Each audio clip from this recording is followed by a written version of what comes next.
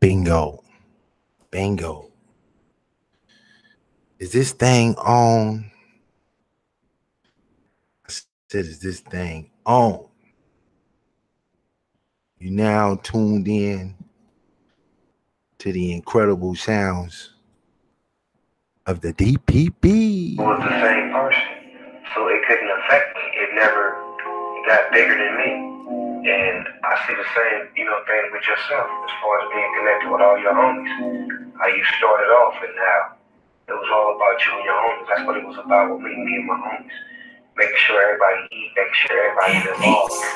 But as you grow, you lose certain homies because it's called closing the gap. This is the gap when we start. This is the gap as you grow. Notice how you grow and they don't. So how you close the gap? You gotta come back down. When you come back down, you lose. Hey, you gotta close the gap.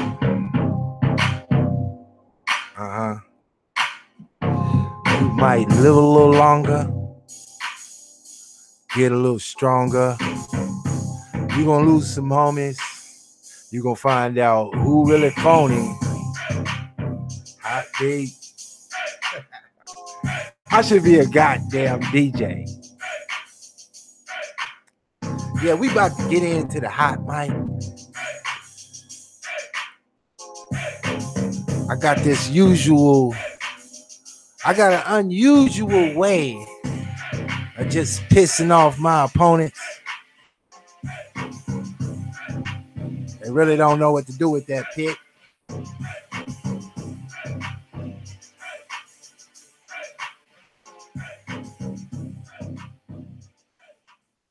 Welcome to the Digital Pitt Boss Baby.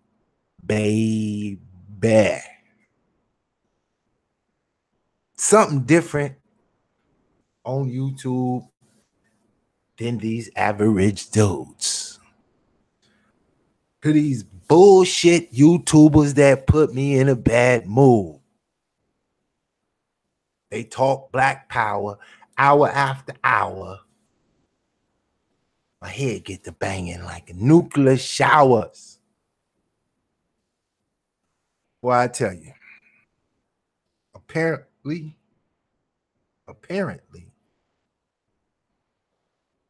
it must be a rap out there.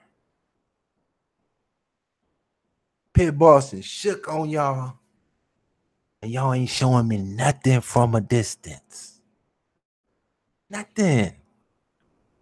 I start tuning into your neighbor channels, and y'all don't show me nothing. I be trying to figure out what's wrong with you. What you going through?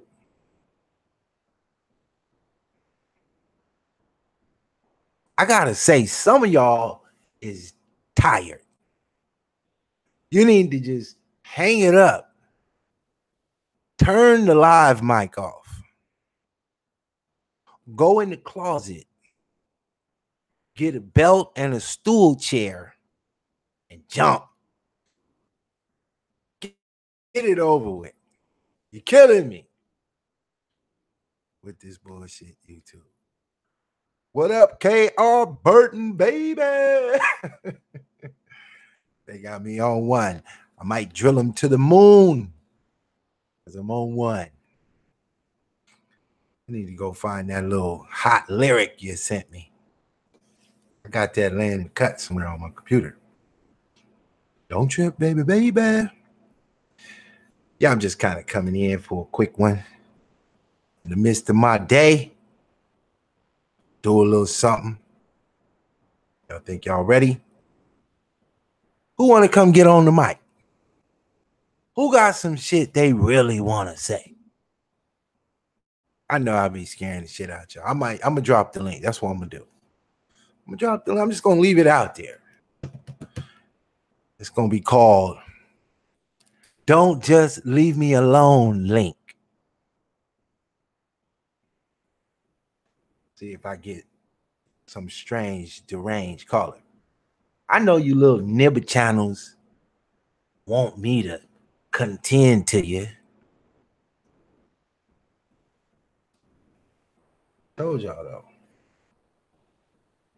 This is 2018. If you ain't doing no new shit, if you just sitting there like a pet rock, I ain't got nothing for you.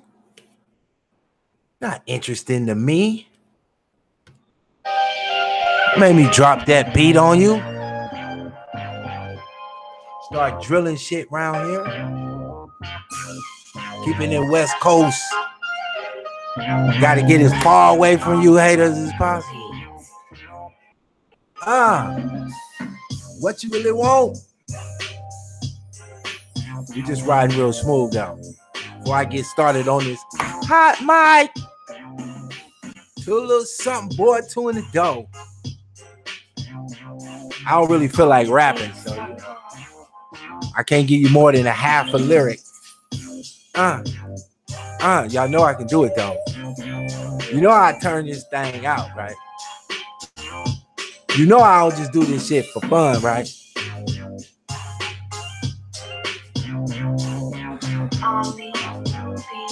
Get your game up. Shookin'. All right. Let me slow down a little bit. Get ready to get the show cracking. Let me drop the link because I know as I get ready to go all in, one of you copycat YouTubers, you nigga tubers. Oh shit, hold up. All right, we'll get a new link. Boop, boop, boop. Little beat was kind of all right. I might mess around and drop a Kit Kat bar on y'all. You know what a Kit Kat bar is? That's 4 bars. Drop a Kit Kat on you. There's a link just in case I make you think. Y'all thought that was a black ink line, didn't you? I know. That belongs to me. I let black ink use it. But don't trip. So, in today's news, apparently, it's a disaster. I mean, a disaster. I want y'all, how many of y'all ever heard of Professor Griff?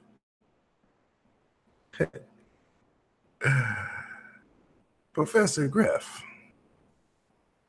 Y'all never heard of him? Fight the power. You got to fight the power that be. No. You trying to tell me you don't know nothing about him? If you don't know about Professor Griff, you either too old or too young. But I understand. Well, Professor Griff, he's one of the comedic on the left-hand path. He rolling on the left-hand path, looking for an outlet.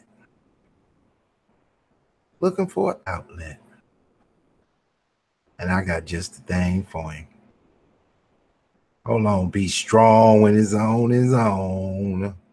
Hold on and be strong. All right, here we go, right here. So, oops. At BrighterImageLab.com, we don't believe anyone should be embarrassed to smile. We've heard your stories about the negative impact bad teeth or an embarrassing smile can have. I ain't running no commercials. I'm not getting paid for no damn commercials. All right. We're going to use Professor Griff on the hot mic. Professor Griff is under the hot mic. I know, y'all. I know what y'all haters say. Pitt boss, why you always going in, man? Why you always going in? Well, I'm protecting the kingdom. Enemies at the gate. I'm trying to save the lost sheep. I'm informing my community. I'm empowering blackness. Plus, I'm a hell of a comedy show. Now that one of my haters showed up, holla, got it down like, and I ain't even rock the mic. I got a motherfucker down like, and I ain't even rock the mic. I got a motherfucker down like. Can I get another? What's up? I am Bleedo. The part-time preterist, full-time YouTuber. What it do, man? How they treating you over there in the apologist Christian G code over there? What up, Unix? Me too. In the room with the shades on, staying cooler than a breeze, smoother to the ease. Hey, Bleedo, you been in this conscious community a solid 4 years, dropping your info. Ask yourself this question. Has any one of these Negroes changed? Has any one of these Negroes improved their position on that bullshit they pushing? Has that bullshit empowered them any bit? Or are they all starting to get fat in the waistline? Huh? When you get to Houston, I don't know what you're going to do out there. I'm not out there. But have a nice time in Houston. What it do? Black Logic 9. Tight joint.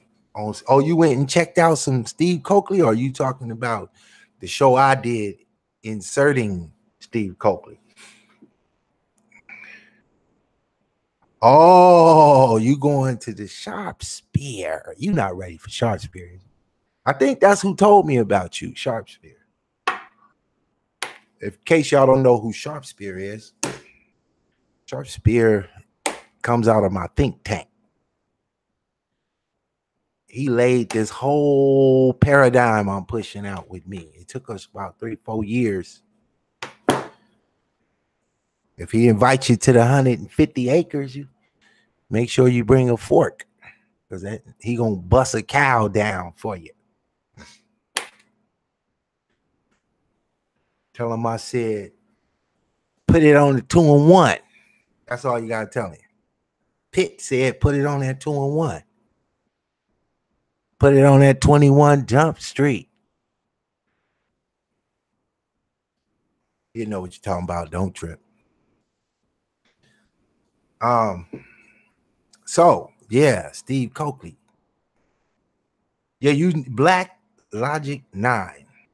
You really need to go watch the whole episodes of Steve Coakley on the Boule.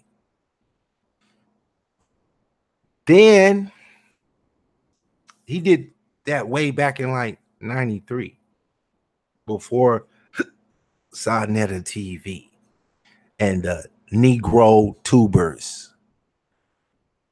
And he was comedic, Afrocentric, but he did not know that his very own Afrocentric community was Boule till he started looking that shit up. He had been on these shows. He get on the panel and get to talking. Hey, I wanted to bring out Vernon Jordan. No, we're not talking about that. Nigga shut him down. He's like, what, huh? That's what got him. That's what got him in the end.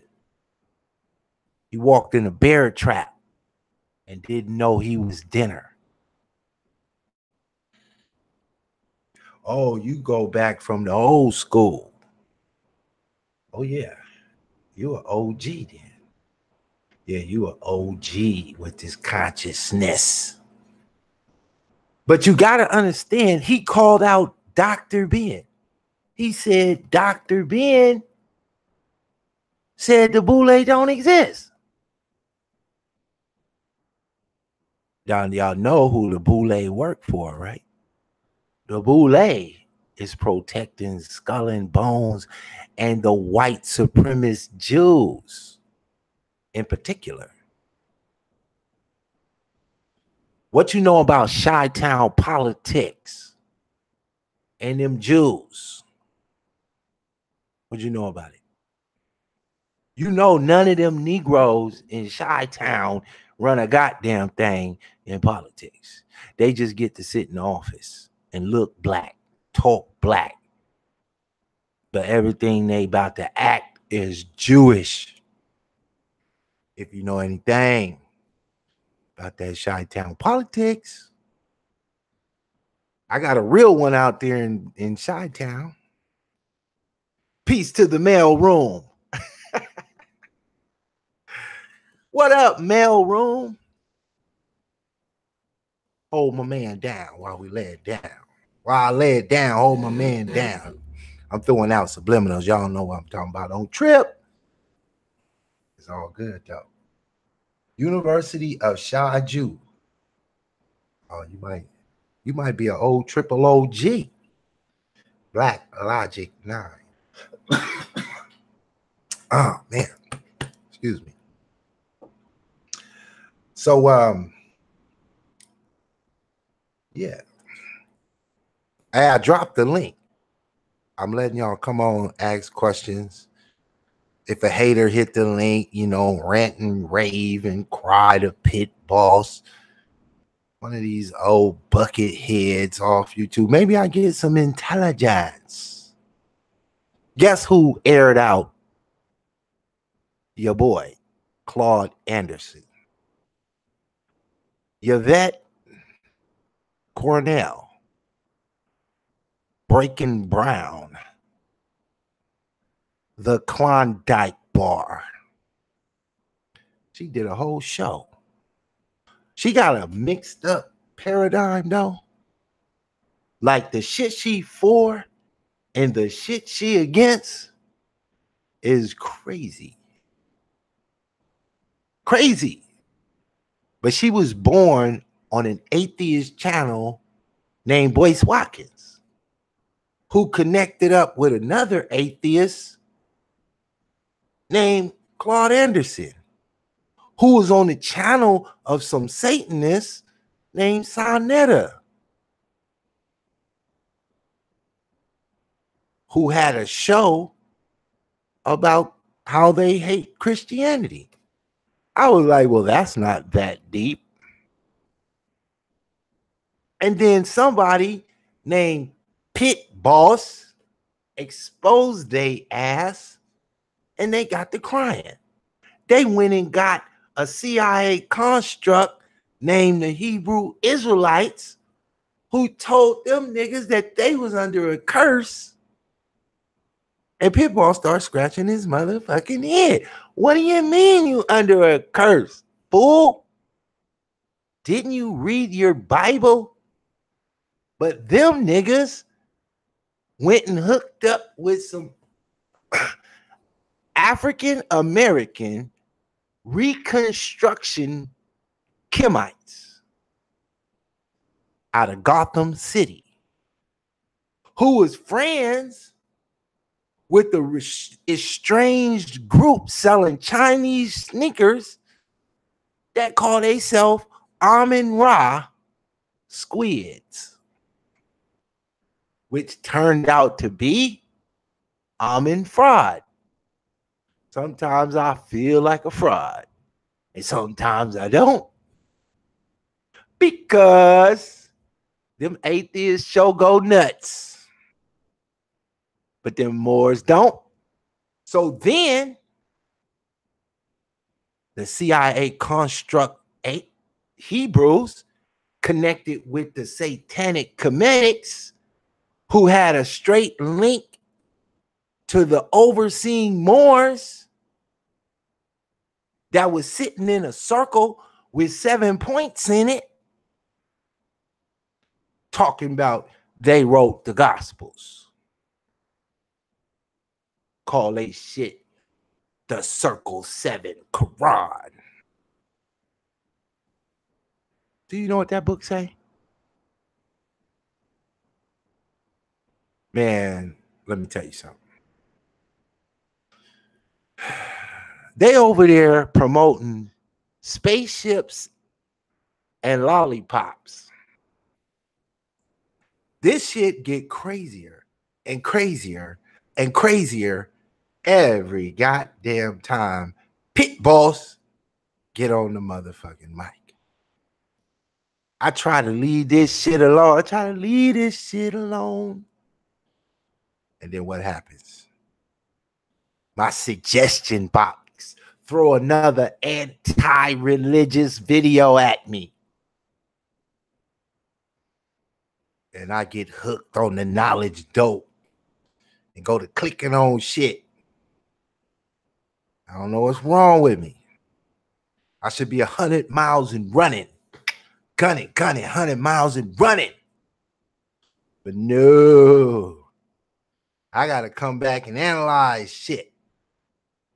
What's wrong with them? What's wrong with them? But here's a funny one, though. You know, at this point, I'm pure edutainment. I got that word from Black Ink. Pure edutainment.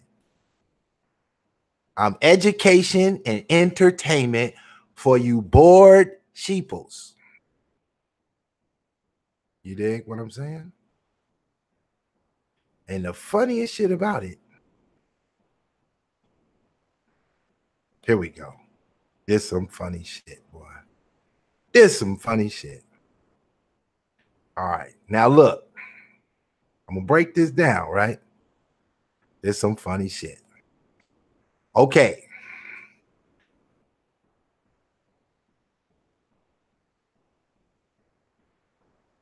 Damn, Black Logic, you go all the way back to me and Sharp Spear on the Amin Ra Squad's Blog Talk Radio, back when Conscious was on YouTube. Damn. I was dropping that comedic shit before any of these niggas. That Coptic version, though. They don't want to hear about the AD comedic. They want to talk about the comedic from 6000 BC. They want to talk about how the comedics used to order Chinese red, black, and green sneakers and was mobbing around the tombs with them all. I might go ahead and play that for you before I get off the show. I gotta pull it up. But there's this old school, I'm gonna call him an old school fool, but he ain't a fool. He just old school and a little bit of a fool. But check it out though. He kind of follows Elijah Muhammad from the Nation of Islam. And Elijah said that there was a spaceship in the sky 1.5 miles long. The mothership of all motherships took off out of Japan. Back in the days when Japan couldn't build a tricycle, somehow they had a plant underneath the ground under Hiroshima building 1.5 mile long ship. While the president of America was in a horse-drawn carriage. Some old crazy shit. When Ford was still driving the T-model cars, Elijah was talking about a spaceship 1.5 miles long. Shit crazy. But let me show you how they do this, son. This is Shabazz. He about to drop this info. And then this other dude, he gonna sound like a crackhead, but he not a crackhead. You're gonna have to hear him out. He coming with that consciousness. Watch him. And see, he started the cloning process. Grafting. Unalike attract. Alike repel. That is the devil's philosophy. Because our philosophy is the opposite. Alike attract and unalike repel. So he took the brown germ and mixed it with a weaker germ to produce this Caucasian. And you can now I just want to say this. This is the only thing I got to say. Yeah, this is the only thing I have to say. It's the only thing I got to say. It sounds valid. He's speaking with authority, and it sounds valid. And there's okay. I can't dispute it. I'm not going to dispute it. I'm not going to contradict it. But bear in mind, this revelation came thousands of years after the so-called Bible was. So what he's doing, whoever came up with the Quran, listen to me carefully. Who is to say that the Quran is the be-all and end-all? Who is to say that the Quran is the authority? That's all I'm saying. Because right now I could write a book, say the angel came to me and told me to write, even though they said that Muhammad, the Prophet Muhammad, peace and however they said. Anyway, they said that he was illiterate, but an angel came before him and they told him to write. Okay, now Elijah Muhammad, he down for the week. You understand me? Now, we have an individual here now that's advocating for the authenticity and authority of Elijah Muhammad. Honorable. You hear that? Honorable. So if that sounds more emotional, that sounds more emotionally detailed. But you got the right to like who you want to like. Who do you like? You understand me? That's the whole thing. Now, who do you like? I like the truth. Who is it? Now, but now listen. So I want the truth. But now, is it what is found in the Quran, which can be disputed, or what is found in the Bible, which can be disputed?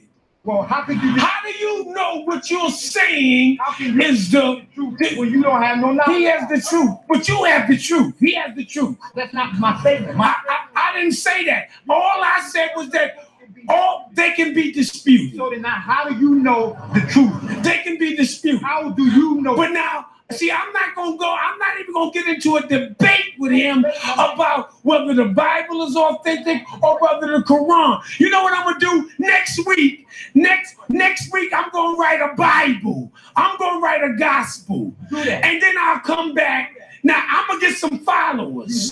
Do you hear me? I'm gonna write a book and I'm gonna say it's a holy book, and then I'm gonna come back here and I'm gonna let some followers come. Do you understand me? That's what I'm gonna do. I'll see y'all next week with a book that I claim to be the Bible, not the Bible. But I'm gonna call it. What can we call it? Give me a whole. I'll call it something. But I'm gonna get some fools. I'm gonna get some fools to follow me. Do you understand me? I'm gonna give them back the mic. All right, now hold up, because I got to give y'all some content on why old boy came in and busted his ass out. Listen to it. I say fuck it. Not knowing that you're going against your own self. How could he do anything? This nigga just got out the cage 2,000 years ago. Prior to that, he spent 4,000 years walking around on all fours, being civilized. This is why you're taught the devil must study 35 to 50 years before he's allowed to come amongst you. And then it's only to do trade. And then he's not to be trusted.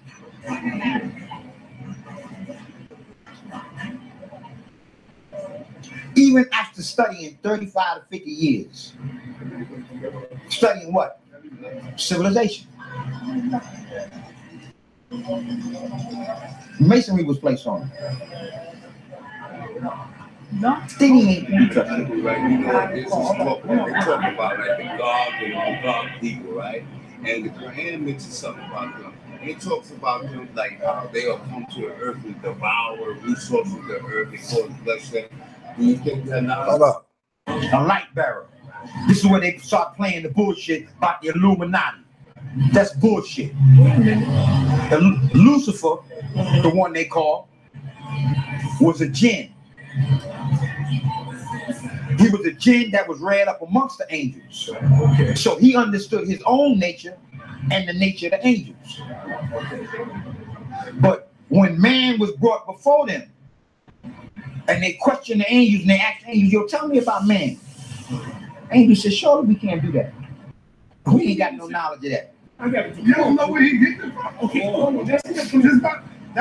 it's not coming from where? Keep talking. Keep talking. My brother, since you did, but you did it already. Is it coming from? Is it coming from the Quran? Of course it is. Okay, go keep talking. Then I interrupt you. I'm sorry. Keep talking. The angels. When I start talking about jinn, you should automatically know that's coming from the Quran. Just keep talking. Read. So now, when they asked the angels about man, they couldn't tell nothing about man. Because it appeared that they preceded man. But that wasn't the case. It was just that the Creator kept man hidden. He taught and primed and pumped man for himself. And then when he brought man before him, he told man, he said, well, since they can't do that, tell them about themselves. So man named every damn thing. Every constellation, every angel, every planet, every atom, every molecule. Man named all of that. But this one dude that they call Iblis, which means one who rebels, he said, man, I'm not going down with that. Why should I bow down to him when I'm created in the smoke before the fire and he created in the mud of the earth? He was looking at this. Go ahead, keep talking. And not looking at this. So now, to get you down from the place that you are, get the fuck out of here. Nigga, the fact that you disagree with mine, you got to go, nigga. No, but ho, spite me some time. He said, all right, I'm gonna give you some time. But when time is up, you got to go. Ain't no rebuttal, ain't no belief. Don't even apologize for the things that you've done. Because your time is up. So it said, well, how do we know when he got here? When you go to the Bible says what?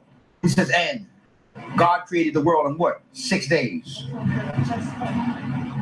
Now, then it says, and let us make a man in our image, in our likeness, and fashion him after ourselves. But we know that the Creator don't make anything. He creates.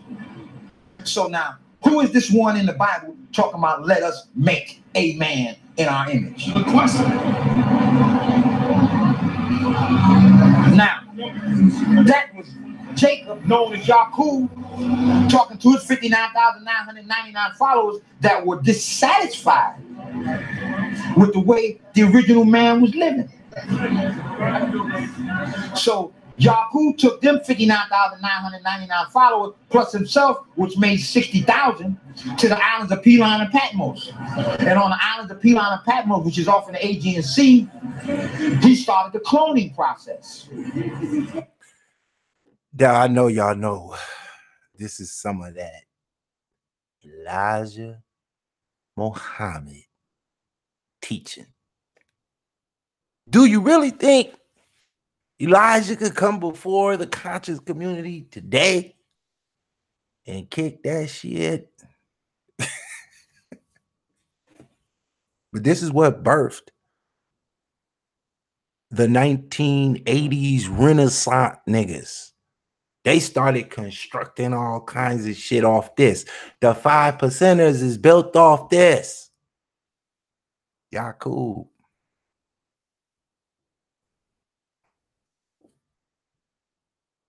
This is this crazy shit that they call consciousness up there. Now, they won't let Pitt Boss come on and drop that pyroclastic flow on their ass. Hell nah. They don't want no truth in the booth. These niggas want that 5% proof. That motherfucking liquor store wine. Oh, man. This is the crazy shit. This is what they call consciousness today. But what they really doing is this is a rerun show, live though. They playing live reruns. They gonna bring Shaka back out to come with the Decode Part 3 with a rainbow braid in his hair.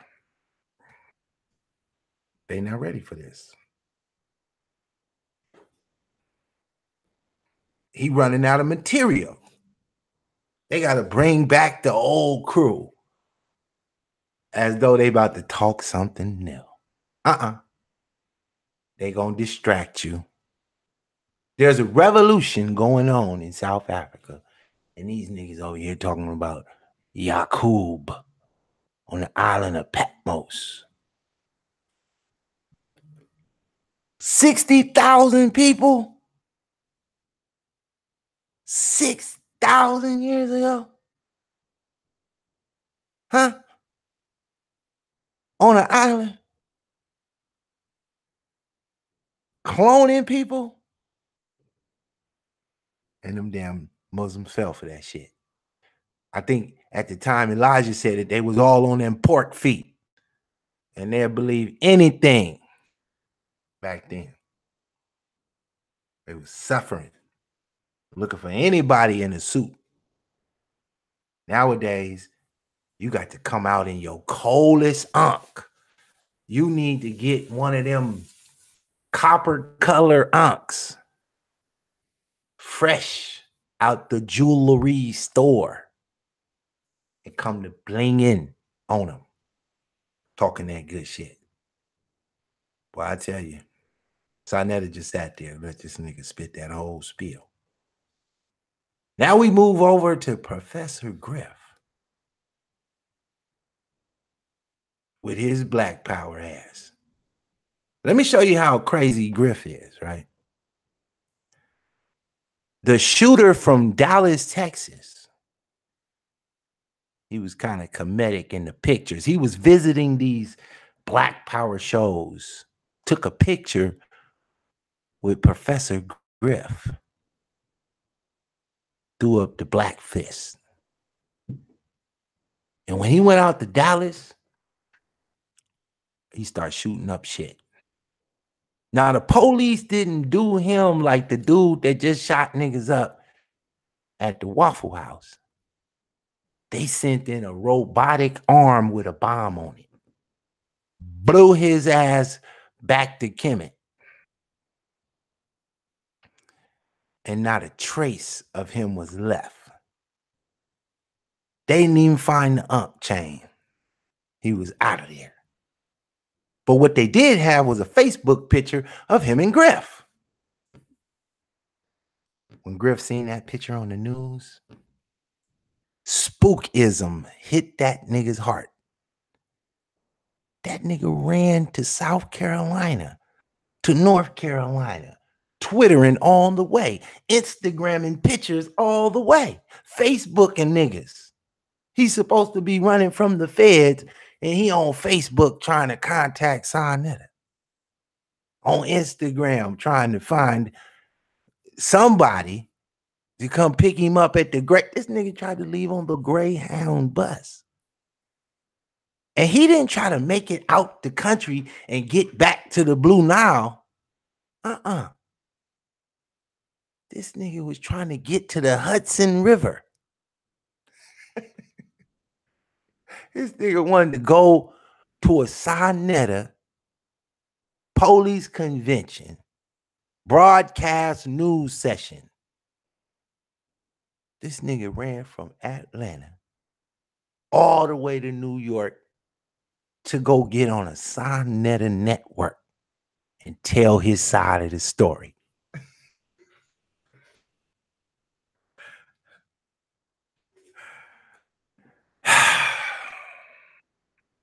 Sinetta had Professor Griff call Israel Doctrine and sweat him like a sweat hog.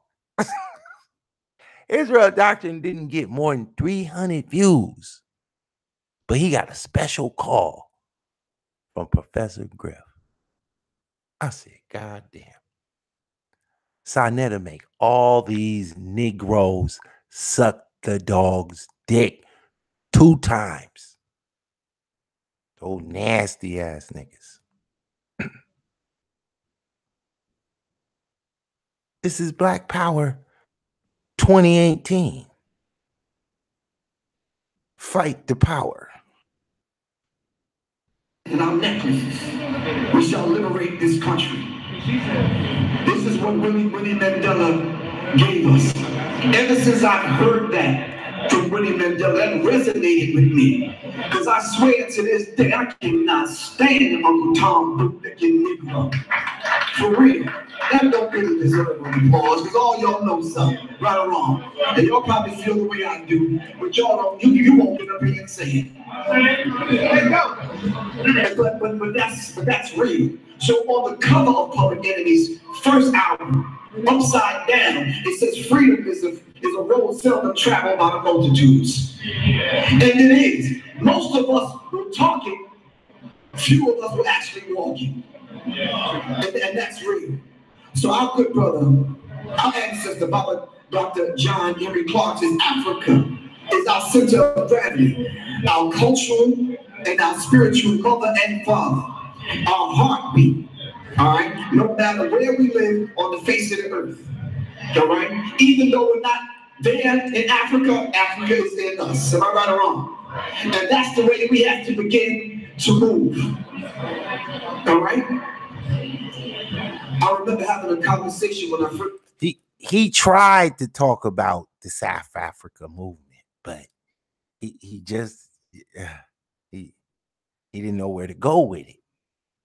He didn't really know where to go. He was trying. Winnie Mandela, South Africa. Then he just went blank. He just went blank. But a little bit down the road, he get a little more intensified. You don't want to take to the battlefield.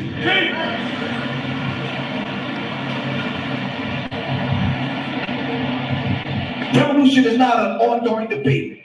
Given our historical situation, revolution is a natural occurring phenomenon.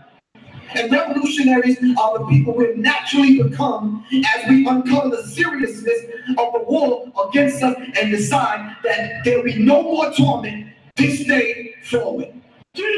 All of those that are about the mindset of revolution, this day, right now, let's be about the spirit of Winnie Mandela and let's take the war to our people, to our enemy. All right? Let's take the war to the enemy.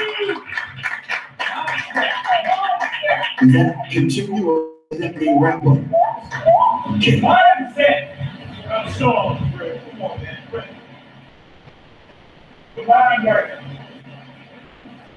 There's only one enemy. That's right. And the enemy of the African is the enemy of the God that lies within inside of you. These people have been at war with us ever since they've been on the planet. That's right. Everything we're in sync with, they've been at war with. The air, plants, the universe, the land, everything. Animals, everything they've been at war.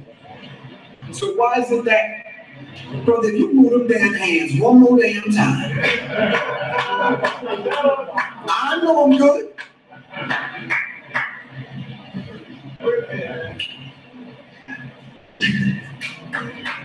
No, this is a test of our patience. And we have have for our people. Whether they're bald head, whether they got wigs or weaves. We just have to be patient. I got you, sis. Look, I'm gonna take two more minutes of your time. Is that cool? He said, I got 10 more minutes. All right.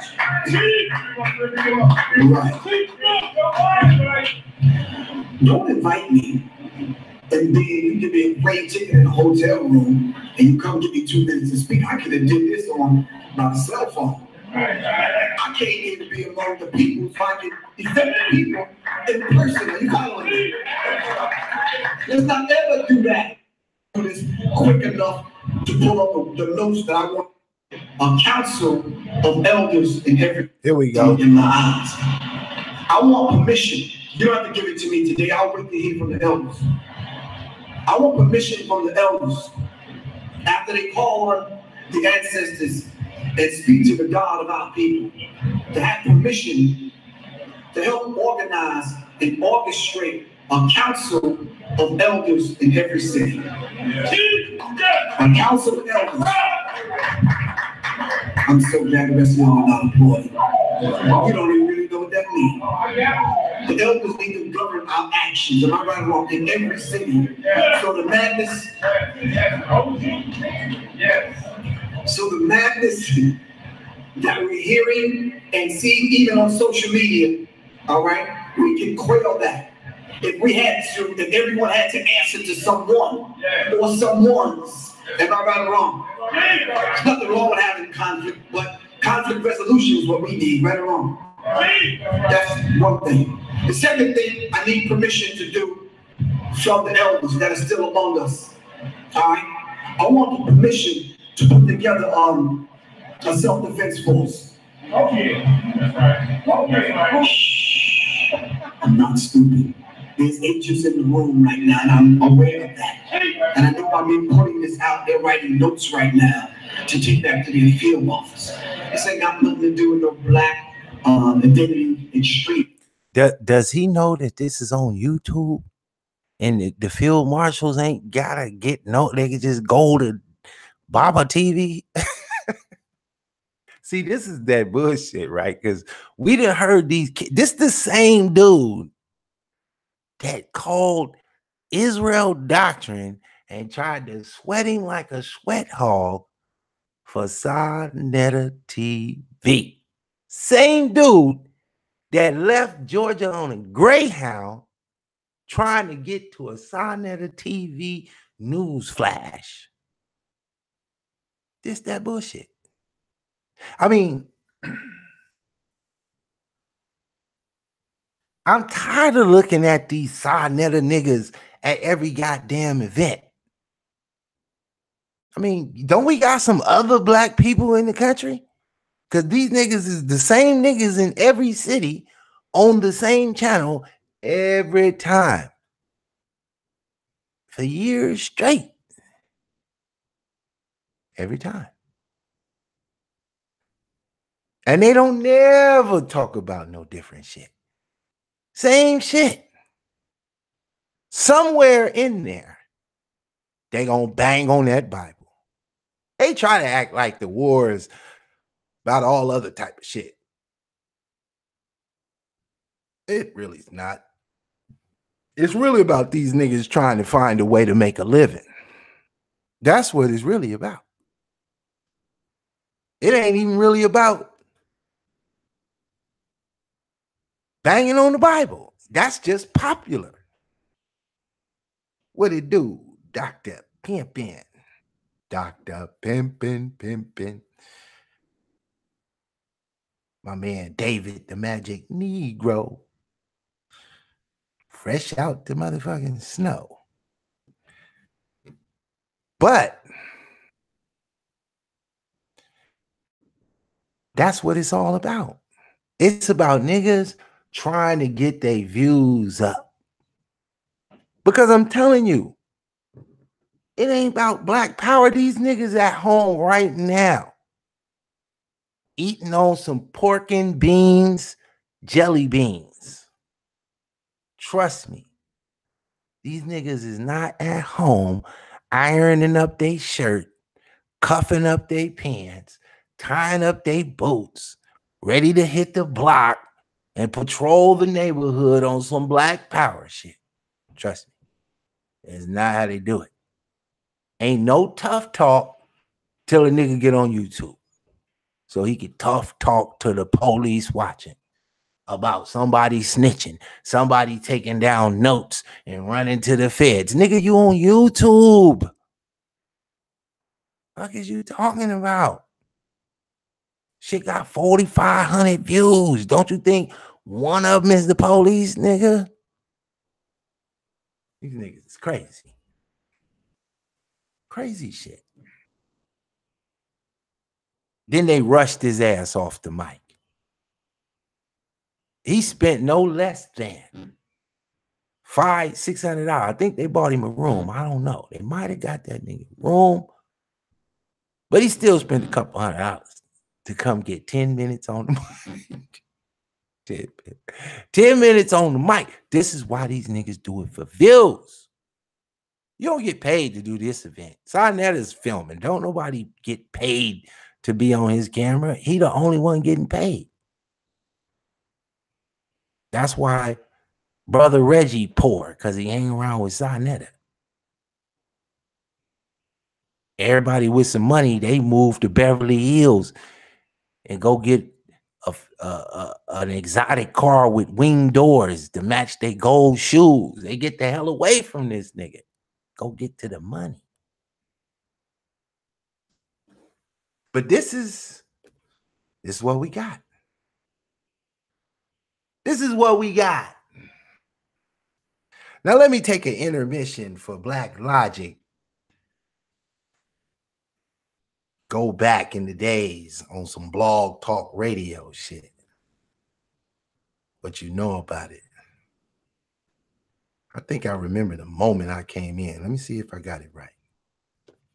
See if I got it right. Brother, we're supplying the source referencing for them. Because they cannot provide the source referencing of where those Bible verses are coming from. They came to America, and so we just had Thanksgiving. That was the Bible that they were using, was the Geneva Bible. So and the oppression, and funny for this week, boy, that's crazy. So what I want to do is I definitely want to give the brothers a chance. So we won't be cutting the brothers off. We're going to give them some time to go ahead and kind of explain what it is they do.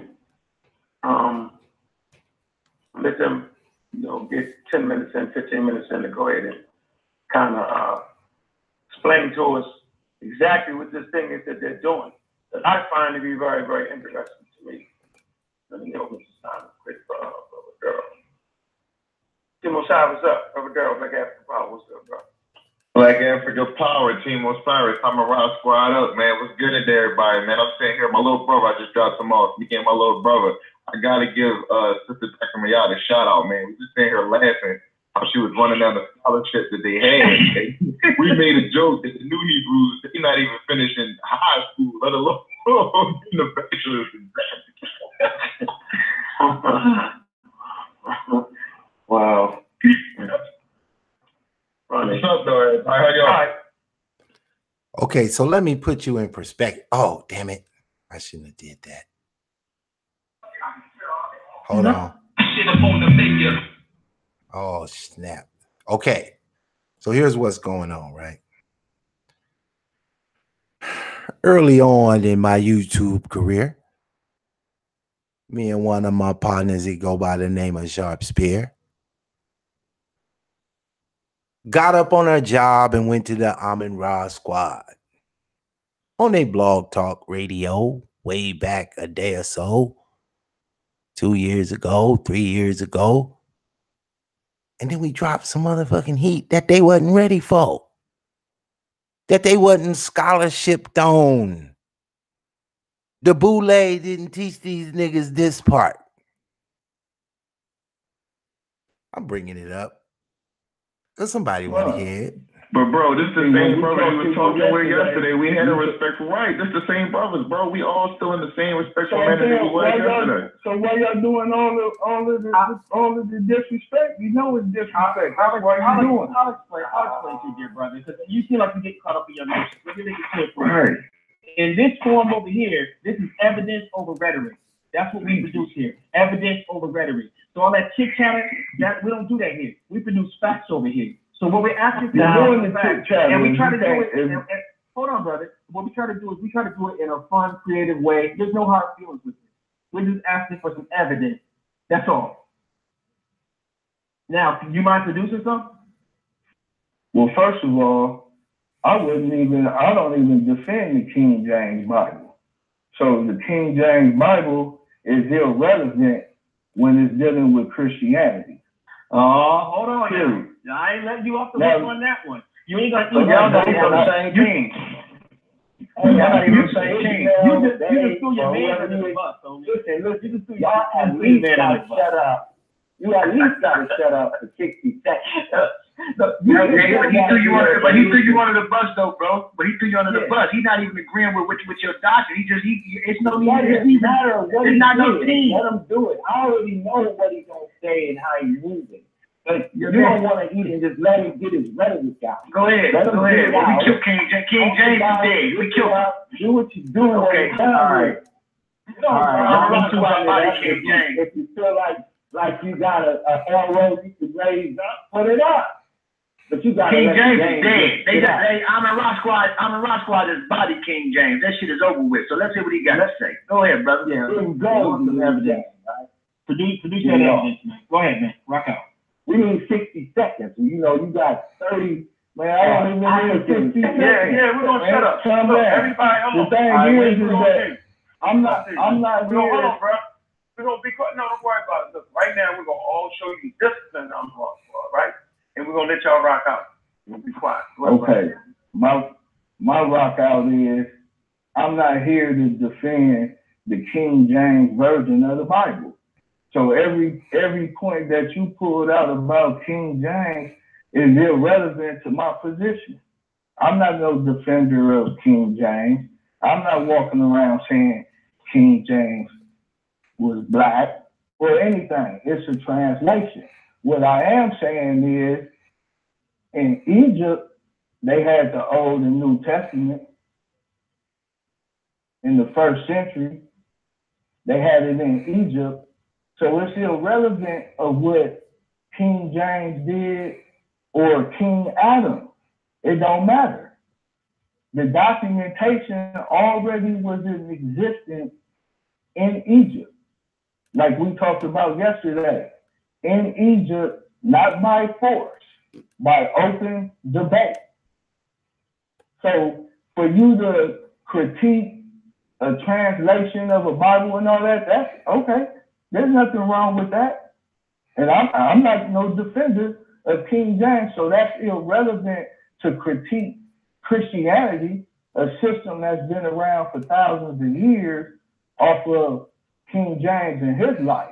Now, the Hebrews, they might want to argue with you about that, but I'm not one of them.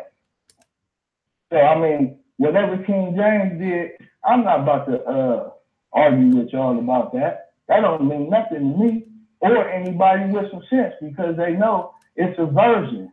Y'all quoting 1500, 1600. Let's start in the first century when everything was wide open. Let's start with the Egyptians that was in Egypt in first century that said, according to your boy yesterday, that said that the Egyptian deity was demons and they got away from it. And your brother said they was messed up in the mind. Okay. We know that the ancient Egyptians of the first century who were in their homeland, who had a history and a culture, they rejected the deity of Egypt. Now, you can blame it on whatever it is you want to blame it on. The fact remains that Egypt, for the most part, a lot of Egypt converted to Christianity, and it wasn't by force. Yes. So now we could go to Dr. Ben, and Dr. Ben will tell you that at the time, the Roman Empire was against Christianity, but it wasn't against the Egyptian deity, because the Roman deity and the Egyptian deity are the same deities. So again, you can critique any text that you want to critique, but start off at the beginning so that the people listening can say, okay, because y'all always talk about what Constantine did in 325, but we're talking about 300 years of Christianity that you're not speaking of. We're talking about all of this Christian infrastructure and institutions in the land of Egypt that was built by Egyptians. You're not talking about that. So really, by y'all ignoring that part of Egyptian history and going back 3,000, 4,000, 5,000 years ago, where you really can't even grab a concise understanding of it, is really hypocritical. So you can critique any version or a translation, because they're versions and they're translations. But the establishment of Christianity, when we start from the beginning in the first century, was the enemy of the Roman state. But the Egyptian deity was not an enemy of the Roman state. So now we trace all of the resistance, or majority of the resistance in the first century, to the Roman Empire, to Christianity, to the Bible. This is what y'all admitted yesterday. Now, whether you want to say the ancient Egyptians was confused, that's on them. Y'all said that they left Egypt and fled to West Africa. That's on them. But Christianity developed a different way, with all of the persecutions and resistance that was going on against it. It continued to strive all the way to the point where it was the cause of the breakup of the Roman Empire, to where now you got Romans that's abolishing the Roman God, abolishing the Egyptian God. So now when we get into the book Stolen Legacy, George G.M. James, he said that the Old Testament and the New Testament, the Greeks didn't have anything to do with it. He also said that the Greek religion and philosophy is Egyptian. So now that means that you cannot use the Egyptian system. You can't use the Egyptian system to fight the Romans or the Greeks, because they was all the same guys. So now when you look at, again, the Roman Empire, and you look at the Roman Emperor Justinian, who tried to revive paganism, what he revived was the Egyptian cult. What he revived was the Greek cult. What he revived was the Roman cults. They were the same thing, same energy. But he didn't feel that way about Christianity. So now about Christianity or the Bible spreading on the slave ship, yeah, it spread on slave ship, but guess what? It also spread through the Roman world at the time. So it already spread. We could go, and let's just say in Africa. It was in Egypt. It was in the west of Egypt, according to Dr. Ben, where he says in the African origins of Western religion of the Roman persecution against the Christians in Northwest Africa in 180 AD. 180. But y'all quoting what King James did, and that King James was a homosexual. That's not no discovery. That's not shaking up the intellectual or academic world that King James was a homosexual.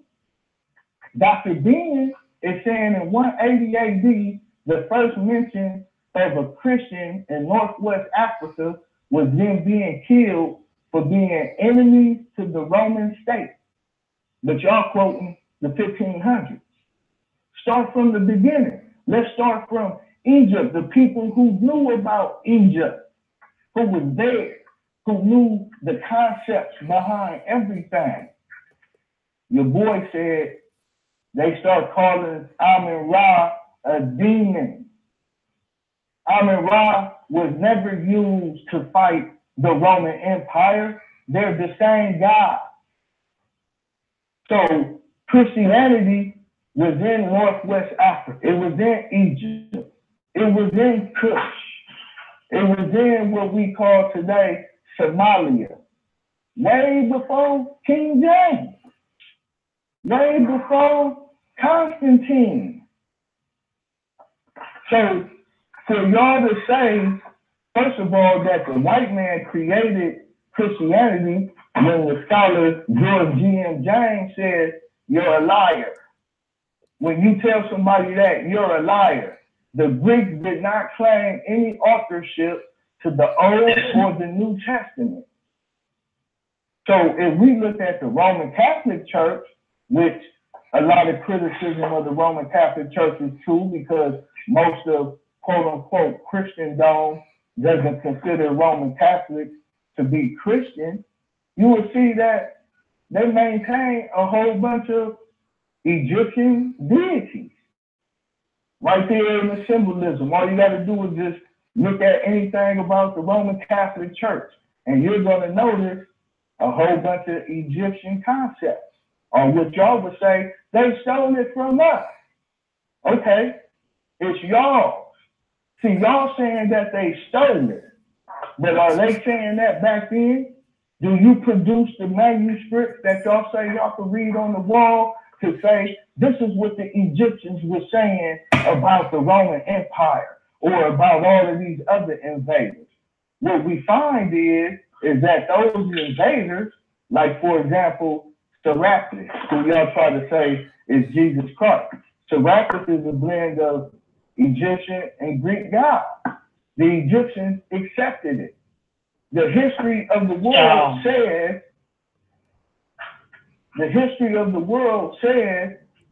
that the Greek, the Roman, and Egyptian gods was the same.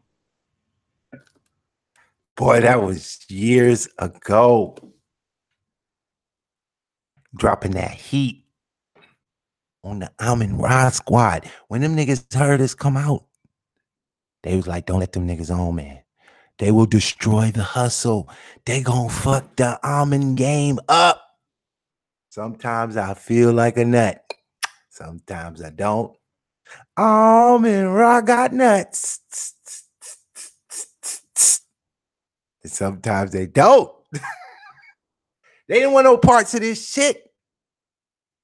Oh, classic. Oh, Black Logic made a nigga pull back a classic. For all you fake YouTube neighbors that has no classics in your archive, take that. This ain't no new shit. Yeah, Black Logic. He calmly mocked them. They ain't had shit to say. Let me tell you what happened to their squad. In Ngozi, he just fled. He couldn't handle it. Dr. Mayat, she got called out. 500 pounds of weed going up against young Pharaoh.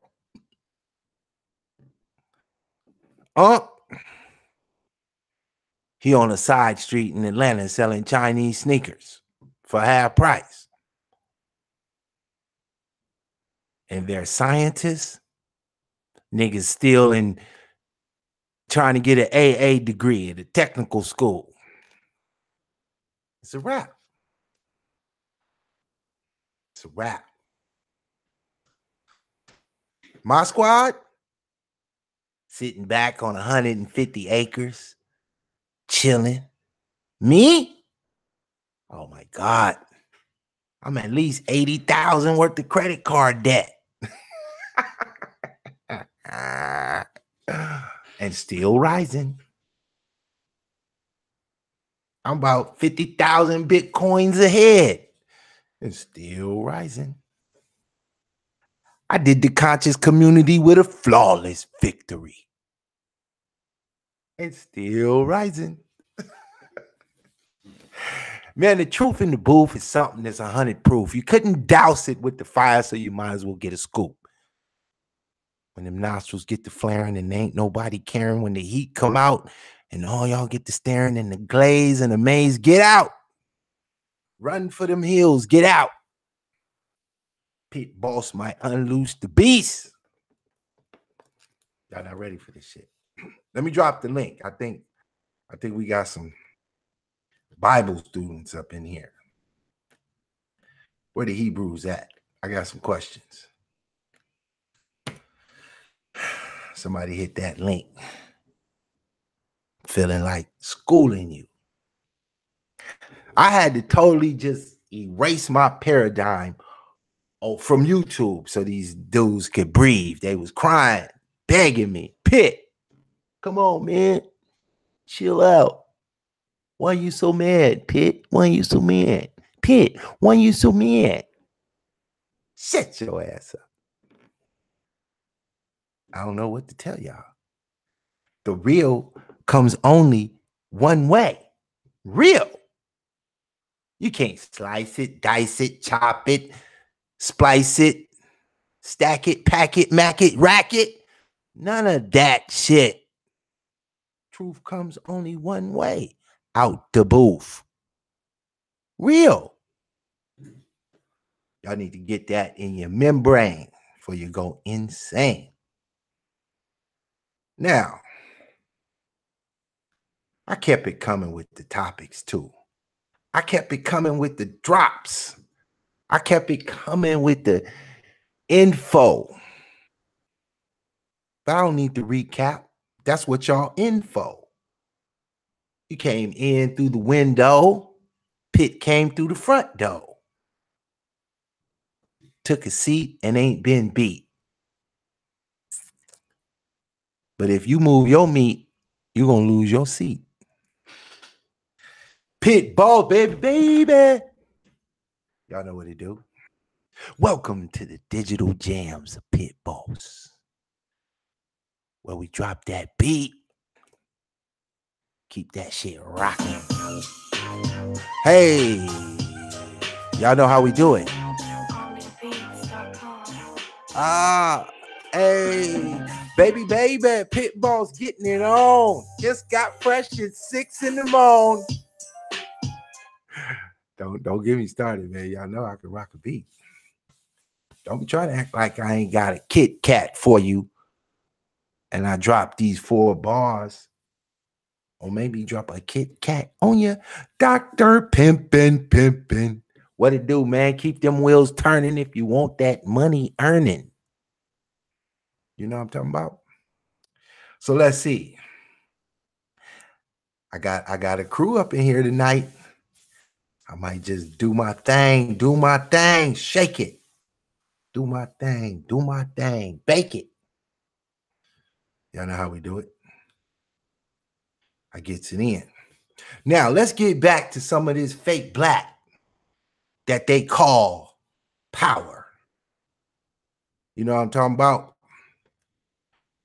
I want y'all to understand the smoke screen. The smoke screen is real. And I'm telling y'all,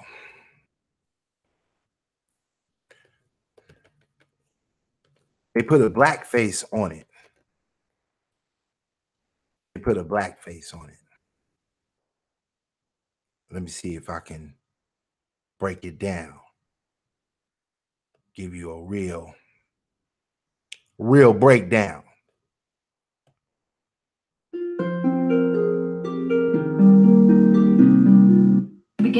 start talking about Wicca, and Wicca is a nature-based religion or belief system that's actually pretty new to the pagan beliefs. And I believe it was founded in 1950s or around there. Wicca is a belief system and a way of life. Some people call it a religion and some people do not. Wicca is a very peaceful, harmonious, and balanced way of life. Wiccans celebrate the Wheel of the Year, which is an annual cycle of seasonal festivals. It consists of 8 Sabbats, which are 4 equinoxes and solstices, and the 4 others are cross-border days. I'll make a whole nother video on the Wheel of the Year and 8 of those Sabbats, explaining it very in-depth. Wiccans celebrate these festivals through rituals, dances, meditation, witchcraft, as well as worshiping the god and the goddess. Wicca has a code of conduct like other religions do, such as in Christianity, they have the Bible. This code of conduct is called the Wiccan Rede. There's a really long version of the Wiccan Rede, but mainly used is only the 8 lines from one of the verses. And I'm not going to go too in-depth of Wicca, because that can be for a whole other video. I'm just kind of explaining the difference between Wicca and witchcraft. Now on to witchcraft. Witchcraft is a practice that witches have done since the dawn of time. Witchcraft in ancient history and to this day is known as the craft of the wise. And this is because many of the people who followed this path, mainly women, were very knowledgeable and in tune with nature, knew about herbs and medicines, and were usually the healers of the village. Witchcraft is used to strengthen your knowledge and intuition, as well as help you focus and concentrate. You use witchcraft to get what you want, what you need, what you desire, and through even divination, you can see into the future. Slowly over time, near the 15 and 1600s, witchcraft started being coined as evil. There were many times in history, like the Salem witch trials, that women were actually burnt at the stake for practicing witchcraft. And all of this happened over a superstition. Now, witches work their craft either alone as a solitary witch or in a group called a coven. And there are great benefits for both a solitary witch and being in a coven. Now, witches have altars that they use to do rituals and spells, as well as invoke the god or goddess if they do believe in those deities.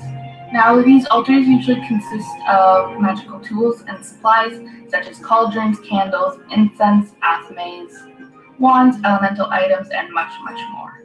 Although these items really help you to enhance your spells and rituals, as well as help you focus, they are not necessary.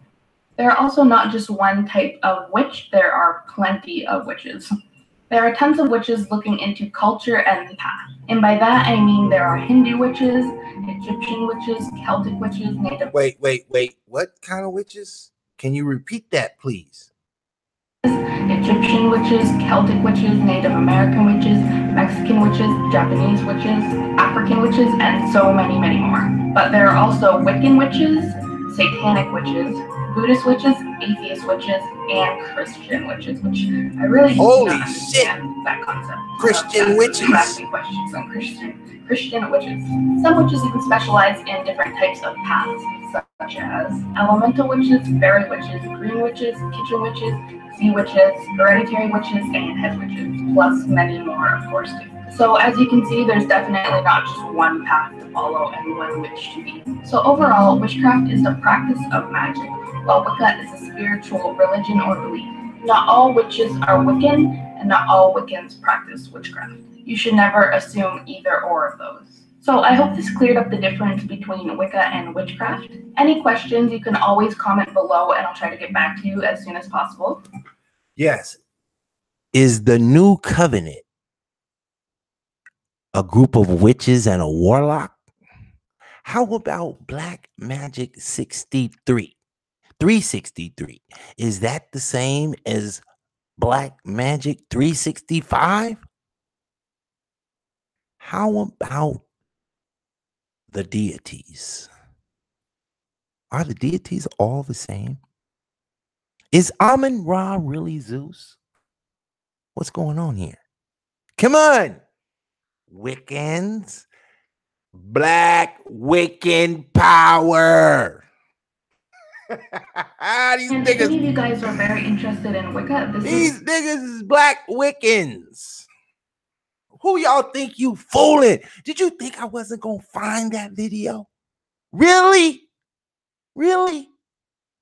You thought I wasn't gonna find it? I was gonna find it, son.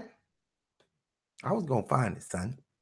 All you need to do was give me time. I was going to drop it on the dime and make it shine. Flip flop mine. Give me back that rap. Y'all don't know what it is.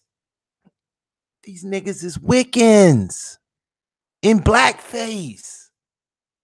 They trying to steal. They plagiarizing Aleister Crowley. Goddamn Wiccans.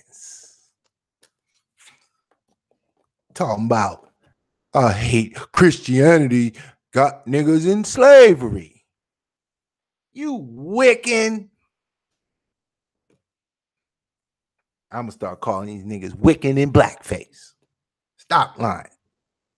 White folks been doing this shit.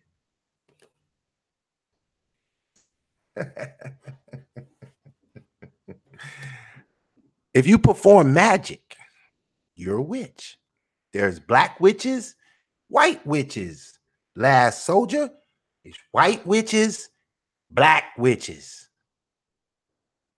If you do witchcraft that has a positive effect, oh shit, we got one. It's the Last Dragon. What's up, man? Yo, peace. What's going on? Welcome to the show. I'm gonna call you Black Dot because your logo is a black dot. What's up with you, man? What's good, bro? Yeah, man. You know, I was just listening to the last 5 minutes or so of your show, and you know, I've been watching this conscious community thing for several years. Also been a part of it for a little while. And one thing I will say, you're talking about witchcraft and things like that. I definitely know that's going on there. And another thing that I noticed through my own research is if you actually look up the word for magician, which in Latin it would be magus or magus.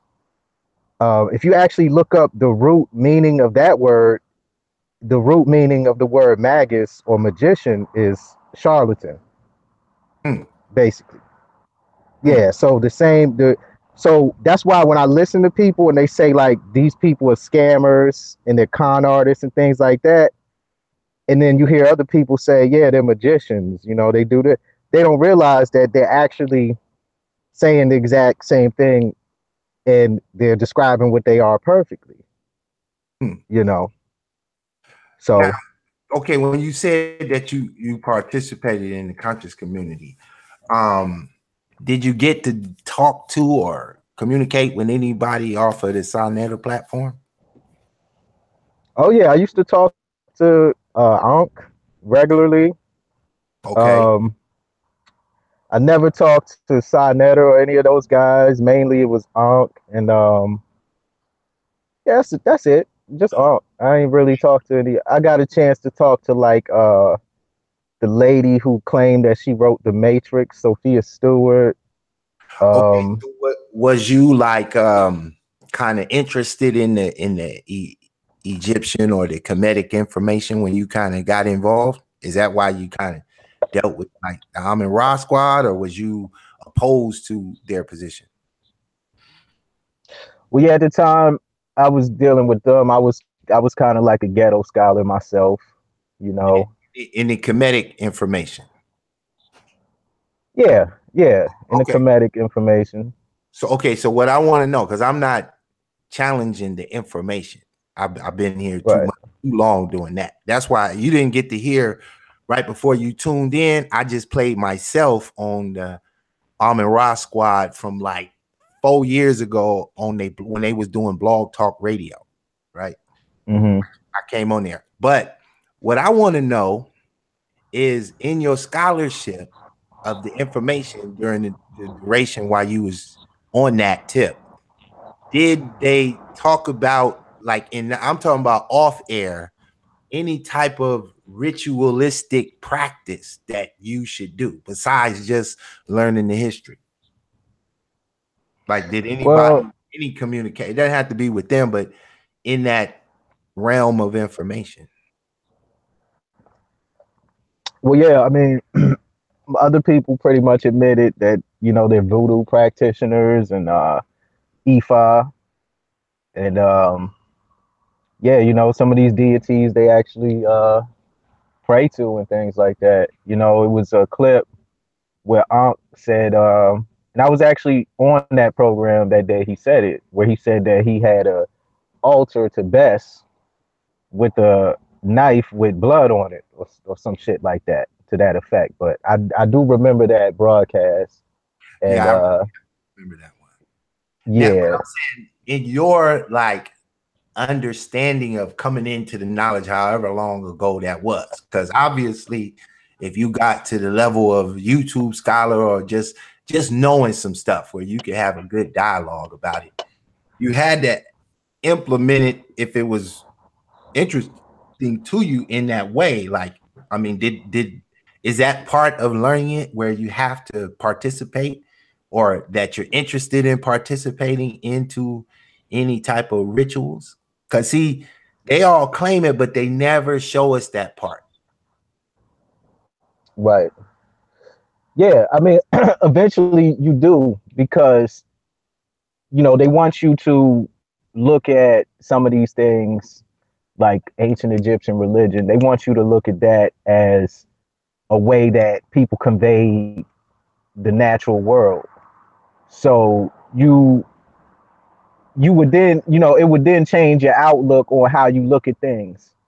You know, so you might like literally instead of thinking of an external God force, you might just look at the wind or the water or the elements and things like that as personified deities and things like that. So, yeah, definitely. I mean, the more you study and engage the information, the deeper you could go.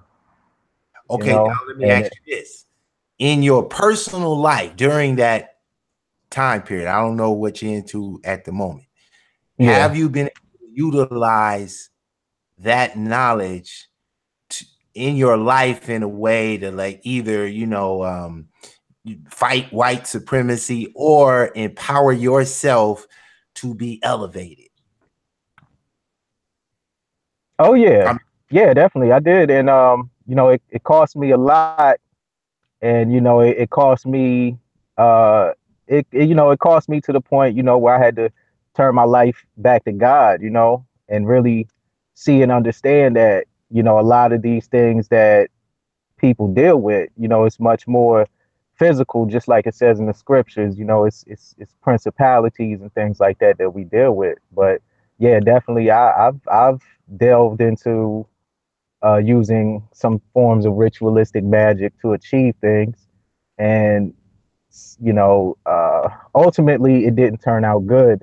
It's you get short term victories, but you know, like I said, it's about the depths and the levels that you could go, you all the way up to human sacrifice. okay, now are you familiar with the left hand path and the right hand path?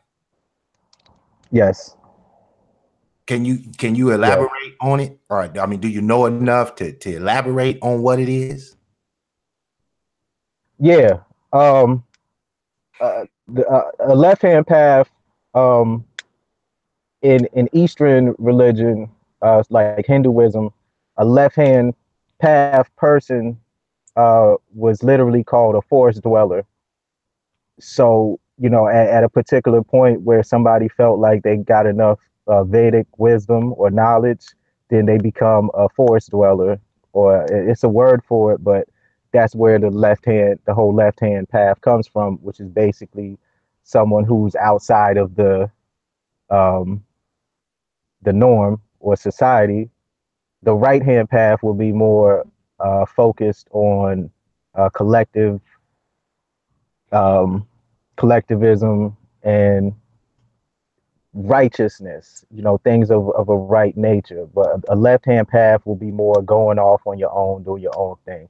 So you could say left hand will be like Luciferianism, Mm-hmm. and the right hand path will be more uh, Bible based fundamental Christianity. Okay, so you say you went through a 360 journey then, right? So you probably had a little Christian type of thing around you growing up, and then this conscious kind of information sparked you for a minute, and you got involved in that, and then Yeah. you came back around now. Yeah, like it was funny because growing up, like one of my relatives is actually her name is Emma Coleman. They called her Love Allah. She was the first woman in the Nation of Gods and Earths to get the name Allah. You know, so I know, like, you know, we've been rooted in a lot of this stuff for years. Right. So growing up, I was familiar with conscious information, and you know, I used to like Wu-Tang a lot, and always had guys around me that were into Egypt and all types of things. My barber was actually like a student of Ashwa Kwesi that I used to go to, so you know, I used to get a lot of the little knowledge and things like that. I didn't know about Sean Netter. He was a bootlegger, I guess.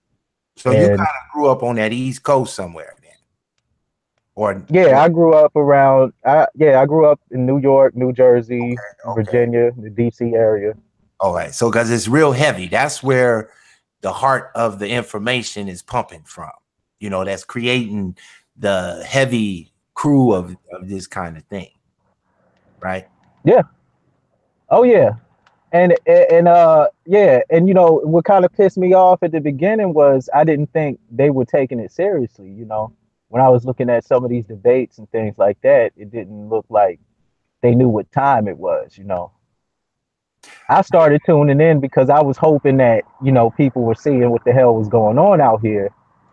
But you know what I realize is, you know, guys are just they just using certain things and platforms just to get their money and leave and shit. So well, I see, left it alone. you know how like the rap game emulates the streets, and then after a while, the streets start to emulate the rap game. You know what I mean? Like if you think about early on in rap history, right? It was like the rappers was focused on what was going on in the hood and wanted to express themselves. So they got on the mic, so they start rapping whatever rapper it was. And then, you know, and then that image is broadcast out to the world, to areas where they're not as familiar with somebody going through, like let's say the West Coast with gangster rap, or you know, the poor righteous teacher concept out of New York. Other people see that, and then they start to emulate what they see in the rap game, but they don't have the same authenticity as the person who might have expressed it living through it, right? So the conscious community kind of did the same thing. You have the Ashwa Quasis and all of them back in the days. They didn't have no YouTube. They had to actually go and teach in small little rooms. And then the YouTube thing got real popular. That allowed the Sonetta brand style stuff to really put the message out, until 5, 6, 7 years go by. And now you have all these YouTubers who their awakening to this consciousness is watching that shit. So now you produce a young Pharaoh type who learned his perspective watching Sarah Suit and Seti. So they got into like the nigga shit with it. So now, not even with the Kemetic or the Moors or the Hebrews, it's no longer where they trying to be conscious. They more on battle shit, constant fighting, trying to get popular. Just like the rapper, he want to be popular so he could sell platinum albums. These dudes want to be popular so they could get 1 million views on YouTube. Because if you can get 1 million or something significant, now you a little lightweight star. You get to go on the Breakfast Club, and you get to go to Vlad TV, and all of a sudden you getting closer to Hollywood for that payday.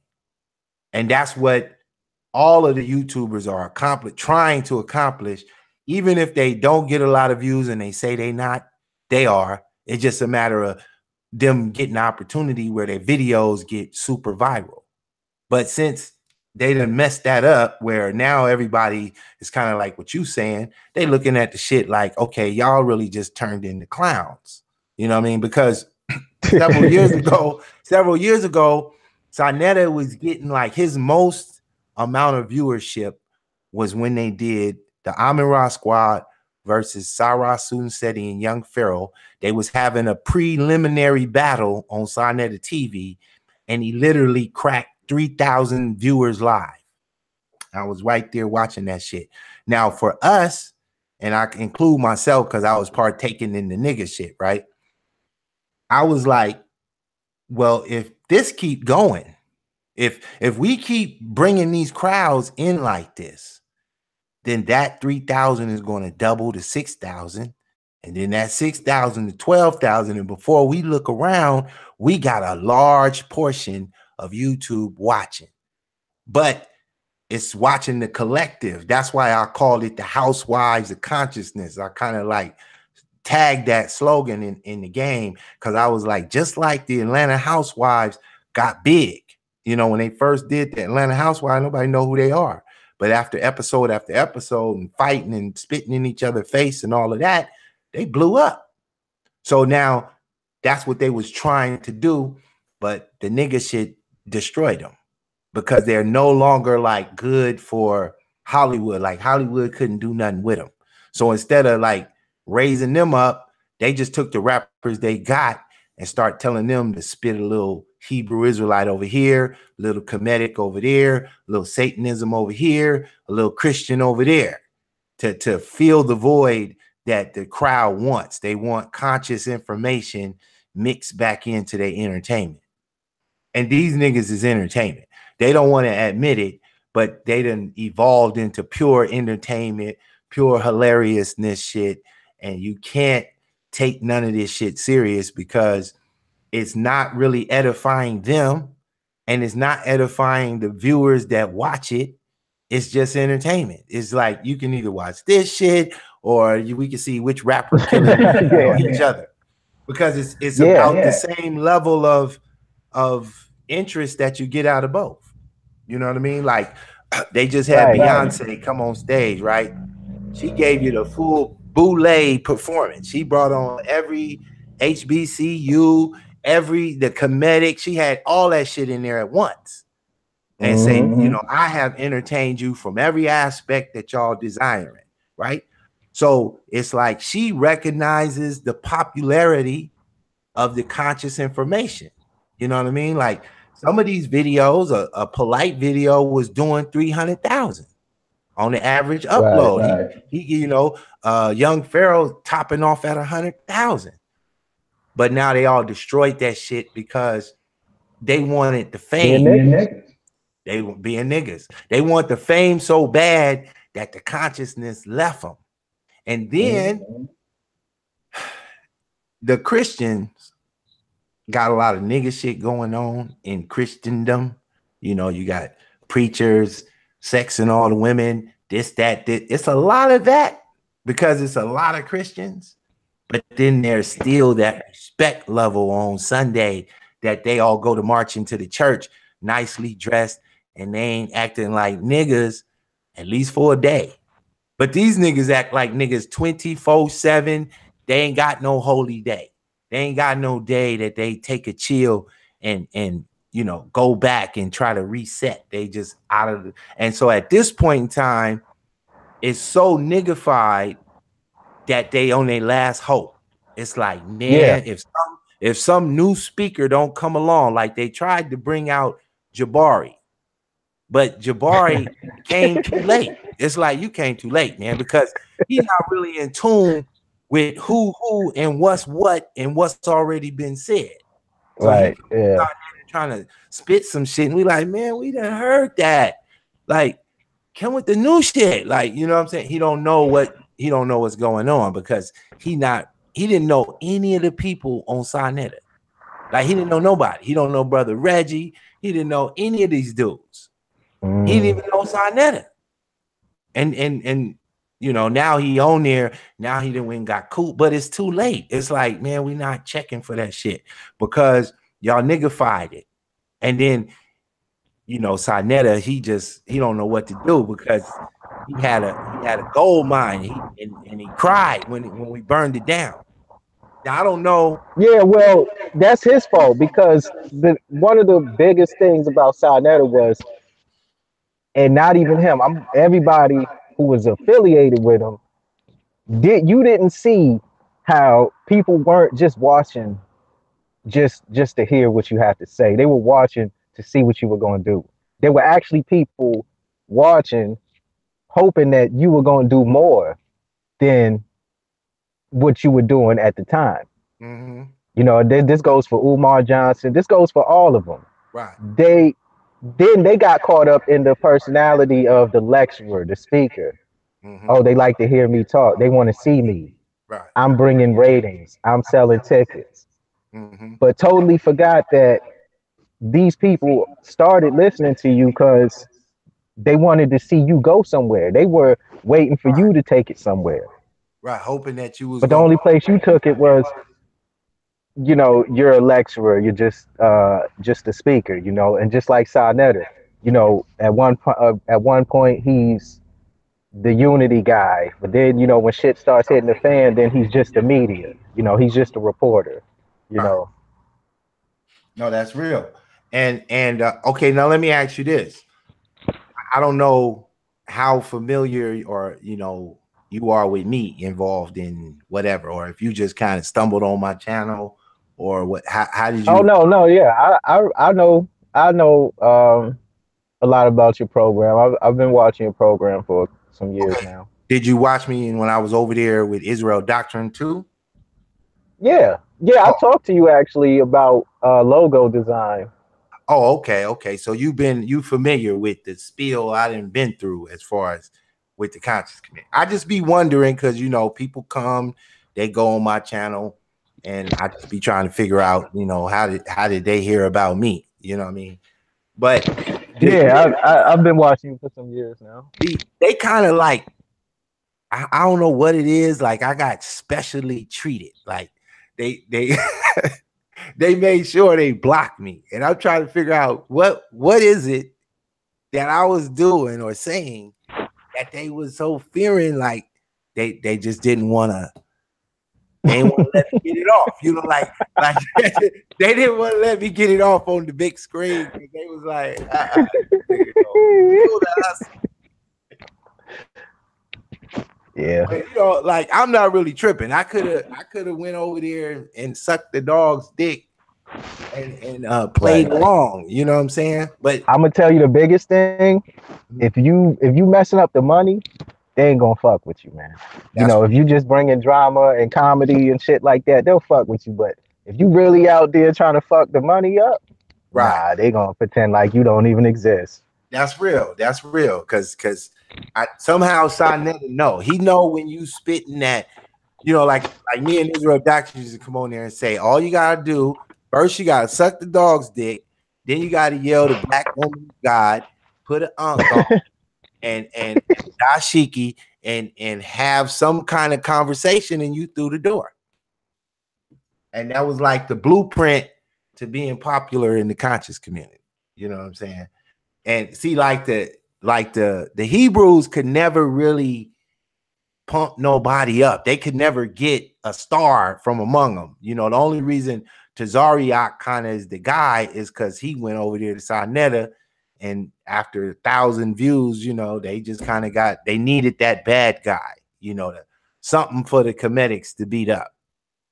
You know what I mean? Right. And you know after a while he was running it like the WWE purposely. Yeah. You know, he had storylines and everything. You know, he had guys because I think the time where they had the most ratings was when Polite was going after the Israelites on the street when they were doing a little debate. And remember, at first it was shaky. Like Polite didn't really know what he was talking about. They weren't really putting it up. But as time kept going, you know, the shit got better. Like, oh, you know, they hitting the books now. Like Right. now they asking better questions. We going more in depth. But at first it was just on some old, oh, you know, how is this and that, you know. Right. Oh, you talking But about then it started getting deeper. when they used to go to the corner where Tazariak was on the corner, and they would go to him. Yeah. Okay. Yep. Right. I remember that. That's when Shaka used to wear the leather jacket to match the gray.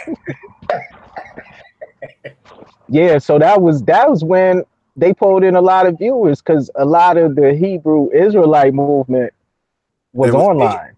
Yeah, it was big. Yeah. Like they had their own little thing going. Like, see, the Sonetta TV destroyed the Hebrew Israelite interest. Like once they mixed it in with that, it's like the only dude who stayed out of it was a dude named Zabach. I don't know if you know the Hebrew Israelite Zabach. Sonetta tried to get him, but he would always tell him, all right, you know, when I get back. And he just, I heard him talking on it one day. He was like, he ain't going over there with them because he kind of enjoyed what he was pushing. You know? Right. I didn't see him all over the country from LA to Las Vegas. And, you know, he just stayed right in his lane. He didn't need the super fame to his benefit because, see, Tazariak is now officially destroyed. Like he don't know what to do because all these dudes gonna get old. I mean, Jamie Foxx, Denzel Washington, eventually we get tired of watching their movies, even though they good actors. We just like, where's the new guy? You know what I'm saying? And now they have becoming like that. You know what I mean? Yep. Like we got about 3 to 5 more years, and then somebody gonna do the Where Are They Now in the Conscious Community show, right? And these niggas gonna be old and hurt because they spent all the money on unks and chains. The same way the rappers was buying gold chains, Dope Man was buying gold chains and rims. These niggas is buying Benzos and plane tickets, and they running it through the money. And because but see, it wouldn't be so bad if they were presenting if they were presenting something to you that was beneficial along with the information, I had a friend of mine, we used to say, man, it would be the best way to teach people something, give them some food or something, you know what I'm saying? Like, that's the thing, because you look at Sonetta, right? They say he's been bootlegging on the street for all these years, right? Yeah, he hasn't bought a building or anything, but you had all these people come through. I think they said Umar was getting 10 grand a lecture or some shit. And I'm like, God damn, you didn't get no building, nothing? Umar really didn't get paid for lecturing. He just got donations of 10 grand every time he showed up. Like his money was like he made $1 million in donations and then start crying about, PayPal and stole 125,000 here and 50,000 there because he spent that money traveling around the world and he had no accountability. This is why he's destroyed, because he never really collected enough money to put out the type of school he wanted to do, and he running through the money. So it's just deniable. Ain't nobody gonna sit around with $500,000 in an account and you ain't touched none of it. Like, come on. Yeah, but see, that's what I'm saying. Like, you look at the guys, and they're teaching this and pulling up this scholarship and all of this, but then it's like, yeah, but what do you got with it? See, they for a minute they had something because the shows was packed. You know what I mean? Like city to city, people was eager to see it live. But Sonetta, like you said, he turned it into the WWF instead of turning it into a black. We call it the what they call it, the Chitlin circuit. Like back in the days when the blues players had to go through the Chitlin circuit to perform, right? They could have set it up where you could have, even if you was the lowest level speaker getting like $200-300 for an engagement, you could have been all over the country you know, and everybody making money, and the people could buy your books or whatever and do what it do. But because they put Sinetta at the helm of it, he wanted a Benz. And then when him and Polite fell out, you know, a month ago, that's what Polite went in on. Like, nigga, you took that bread and bought a Benz. Like, nigga, you just got the money in your pocket a week ago, and you try and go get a Benz. And this is at the very moment he was begging for the van. You feel me? Right. And van would at least allowed him to kind of get out there and be a news company, which I don't even know why. Like, I remember Sinetta coming on asking what kind of camera mic can he get? What should he get? Like, he didn't even know the name of a USB camera, right. Camera. Oh, I remember when Sinetta was walking down the street with like a cheap little camcorder, right? Just talking and stuff. Yeah, I remember that. That was like, man, that was a long time ago. I mean, he was editing on Final Cut Express, not the Final Cut Pro that he was on Final Cut Express, because, you know, I'm an editor, so I can look at your transitions and know which types of, you know, software you're using. You know what I'm saying? I know all of the companies and all of that stuff. You sure he wasn't using Windows Movie Maker?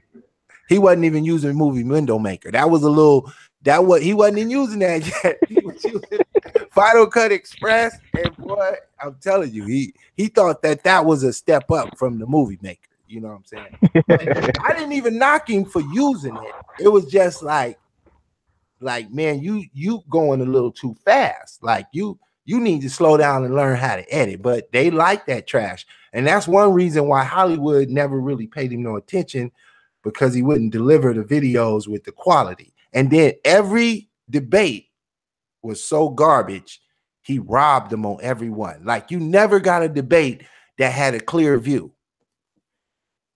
Everything. Right. But see, every debate was robbery from the start. They all fucked up views. You're right. So even if you go back and get the footage, it's gonna be fucked up. But see, that reminds me of like some of those Khalid Muhammad debates and videos and stuff, man. A lot of them are, I don't know if it's the age of the tape or if it's just bad quality, but well, you got to understand, back then they was using a big ass VHS recorder. Yeah. They didn't even have mini VHSs. They was using the one with the big ass tape deck on it. Oh, with the tape inside of it. Yeah, with the tape inside. Like, they didn't have the kind of shit we using now. We own digital, you know what I'm saying, 4K, all this new shit. Back then, they at least they can complain that, man, this big ass raggedy ass camera, you know, for their stuff, you know, and still they got better quality than Sinetta. I was just watching Khalid versus some pastor named Dickerson or something like that, and it still was better. It was better constructed.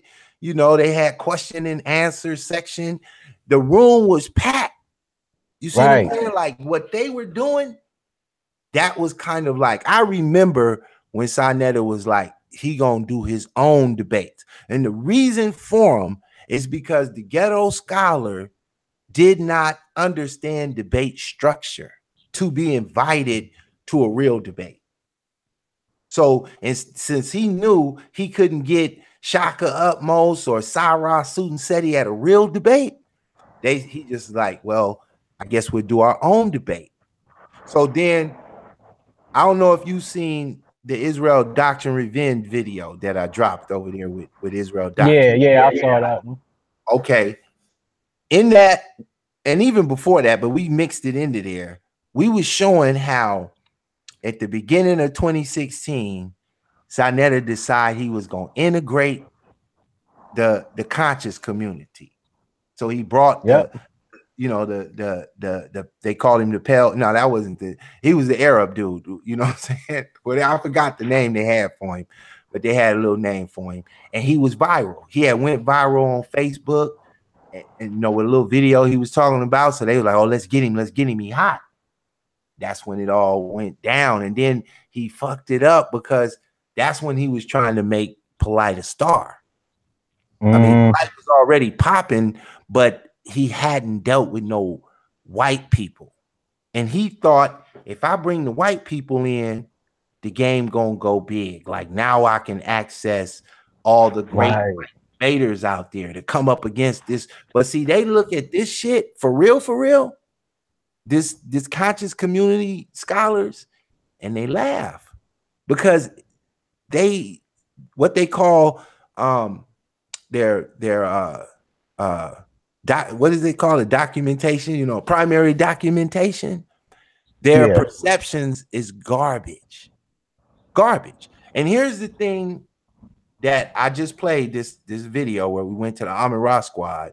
Nobody knew who the Coptics were in the conscious community. Now they talk about it. But when I came in the game, I picked topics I heard nobody speaking on. Right? I talked about Booker T. They didn't know about that. I talked about Harold Cruz. They didn't know who he was. I talked about Thomas Sowell, economics. They don't know who he is. But these people I'm speaking on are giants, but not to a cat that's not studied, because anybody studied would know all the giants of a particular field, even if they wasn't really familiar with all their information. It's just like if you talking Kemetic and you don't know who Dr. Ben is, it's like, what you mean, Ben? You know what I mean? Because it's certain people that you at least gonna hear their name, right? So I went to the Coptic Orthodox Church of Alexandria starting in the 1st century. And so this is part of Kemetic history, and it deserves to be taught, whether you believe the information or you can say that this information is not valid. You still have to teach it because it lasted for hundreds and hundreds of years. It has a history, and it's the last part of Egypt, to where they were writing in Demotic script and the hieroglyphics and Coptic. They was writing in all those languages. Therefore, they knew the information. None of these dudes can write in Demotic script. Not the best one they got. It can't write nothing in Demotic script.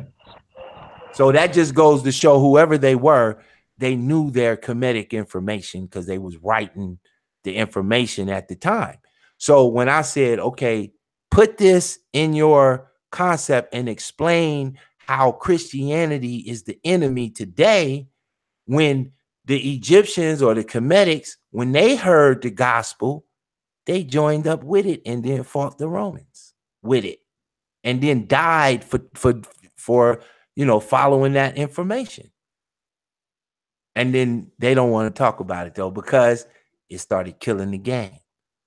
And the reason why they didn't know about it, because they were following Dr. Ben and Dr. Clark, Phil Valentine, T. Bronner. None of them niggas talk about it.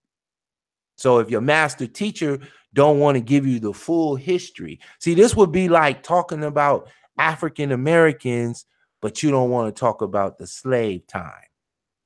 You just want to talk about, you know, the 1960s Black Panthers or some shit, but you don't want to go through all the history, or only talking about the slave time, and you don't want to talk about, you know, Michael Jordan or Michael Jackson or any type of shit we out here doing. You just want to pick a section when you think that that's the glory time, and you don't want to talk about the other parts. And that's how they are when it comes to the Egyptian information. When you bring up the Coptics, they start crying because now their paradigm is destroyed and they can't talk about the Bible no more unless you talk about yourself. And then so I went on one show, and Black Panther, part of the Amon-Ra squad, he was a guest on this particular radio show. So I calls in. He had just came back from Kemet. My question was, did he get to go visit an ancient Kemetic temple? He was like, yeah, we went to the ruins and you can walk and see the temple. I said, was there a priest? He was like, nah, it was ruins. I said, how about the Coptic church? Is that out there? He's like, yeah, we seen the Coptic museum. I said, did you know that the Coptic church is open for business and it ain't never closed? He's stuck. Because I said, see, your paradigm is extinct. It's not being practiced anywhere on the planet.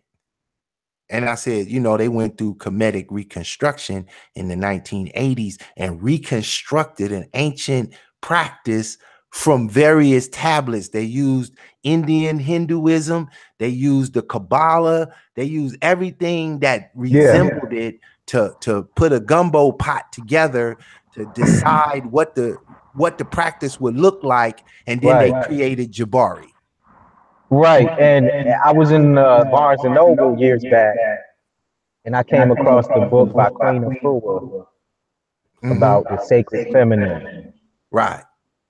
And you know, I just skimmed through the book, and yeah, like you said, you know, it's just reconstructing information based on how you want to see it. Right. You know, how you perceive it.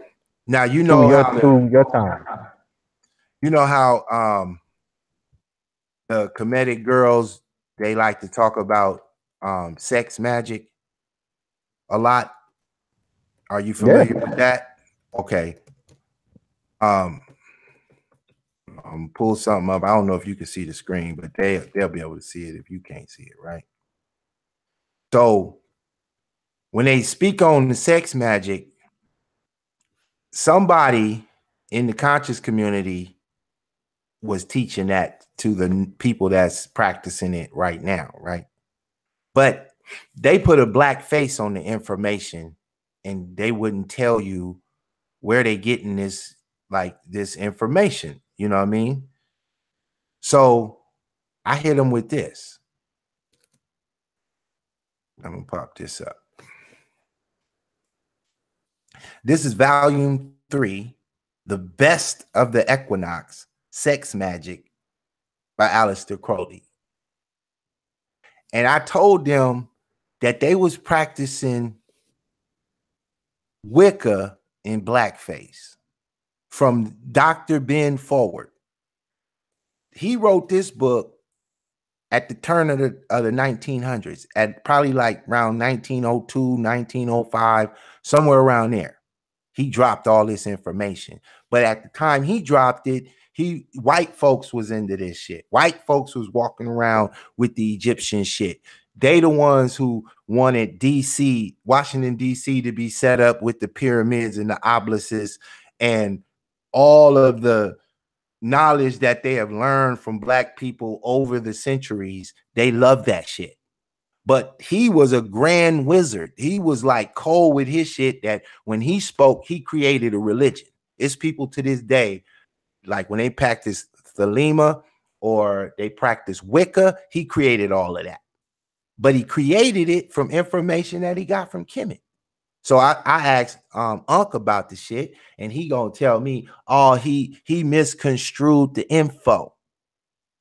But y'all still want to practice it, and y'all know that white folks got the information first when we was sitting in slavery. And you say they didn't want us to read the Bible, they didn't read no, this is what they say. We could read they let the slave read the Bible, but nothing else. And I'm like, okay. So here the white folks get a hold of all of the manuscripts and everything and start trying to decode it. And the first black dude to come along and decode that information that the white folks was misguiding with was Martin Delaney. Not near Kemetic in the conscious community could answer that question as I was walking through it. I was like, who's the first black person in America to deal with the Kemetic information on some real scholastic level? They ain't know. Prince Hall was one of the first to get his hands on the information, and then Martin Delaney was the first to try to deal with it. And he went there and learned the information and then tried to translate it. So they like you said, if you mess up they hustle, they gonna turn the mic off on you because they can't stand going back to the hood and having to sell some dope or something to stay in the game. They like this hustle.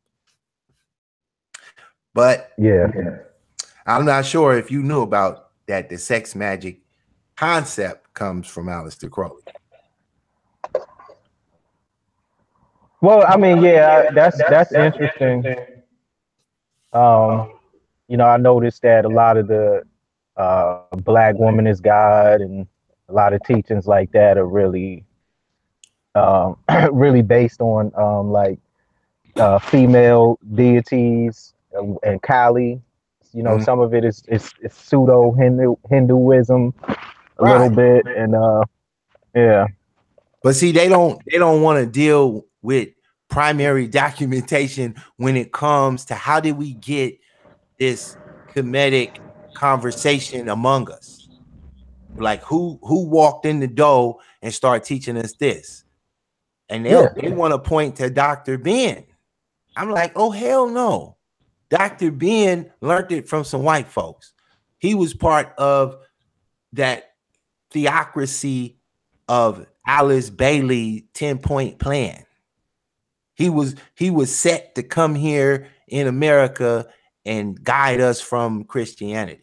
That was his mission coming out of the UN, the United Nations, that he said he worked for until 1972 or 76, some shit like that. And he was supposed to be part of the African-centered, teachings. Yeah. And it's like, but the head honcho up there was Alice Bailey. So now remember, keep in mind this too.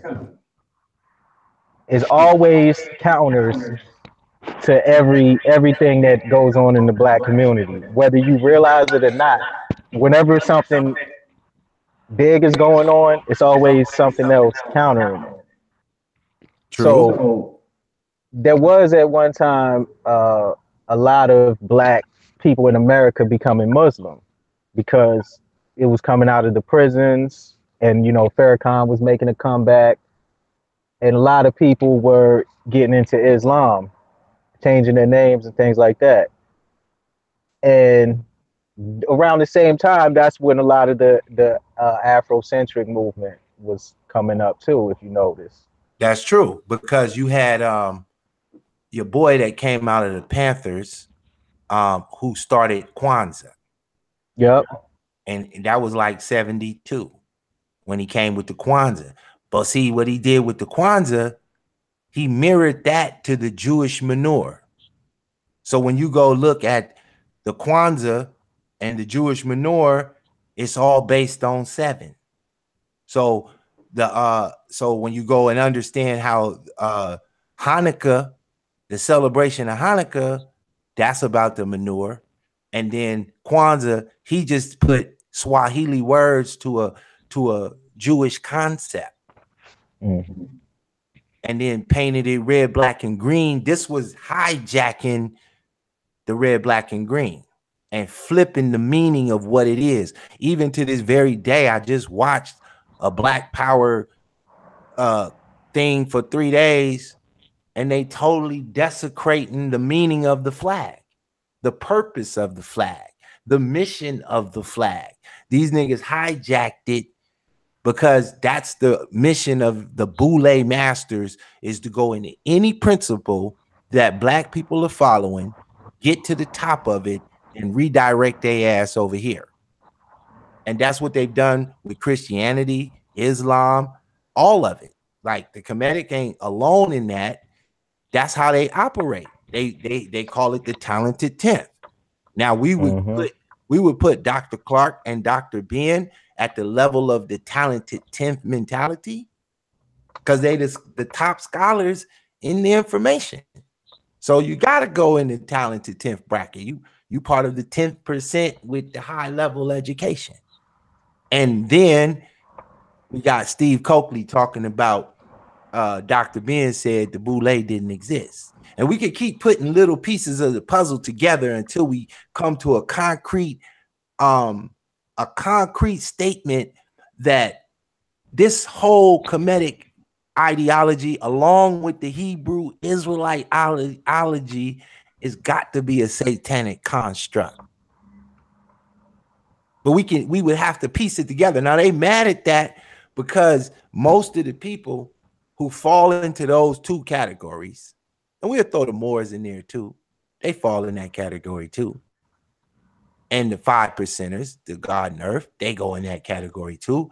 All of that concept derives from the Harlem Renaissance, comes out of Harlem, straight out of W.E.B. Du Bois NAACP, and the rest of them cats that had all the knowledge and scholarship information that presented this. And see, this is what you need to know about the Moors and the Nation of Islam.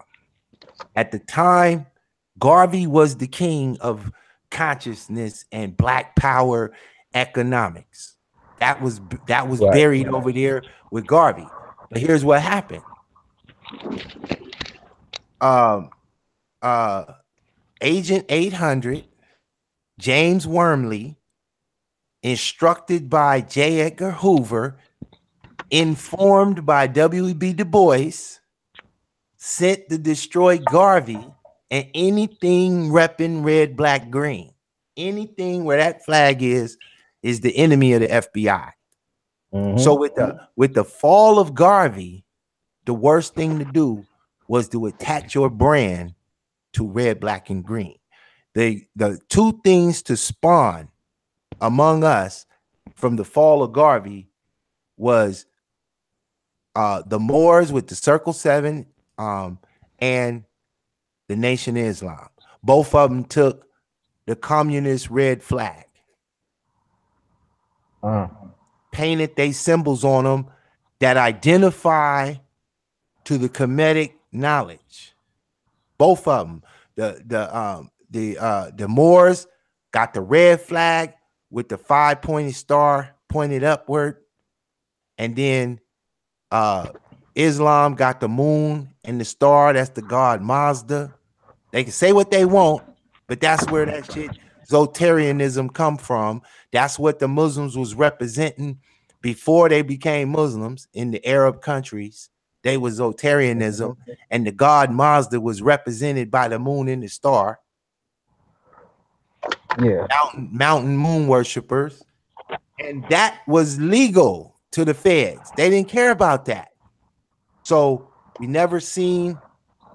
Well, they kind of did Drew Ali wrong, but we never see him touch Elijah Muhammad. So Elijah Muhammad left untouched. We don't know how the hell he got funded, but he well funded, well organized, and never been raided by the feds. If the feds don't knock on your door, you're not talking about nothing. You're not doing nothing. Because if you got some real shit, like even Martin Luther King had the feds on his line. You feel what I'm saying?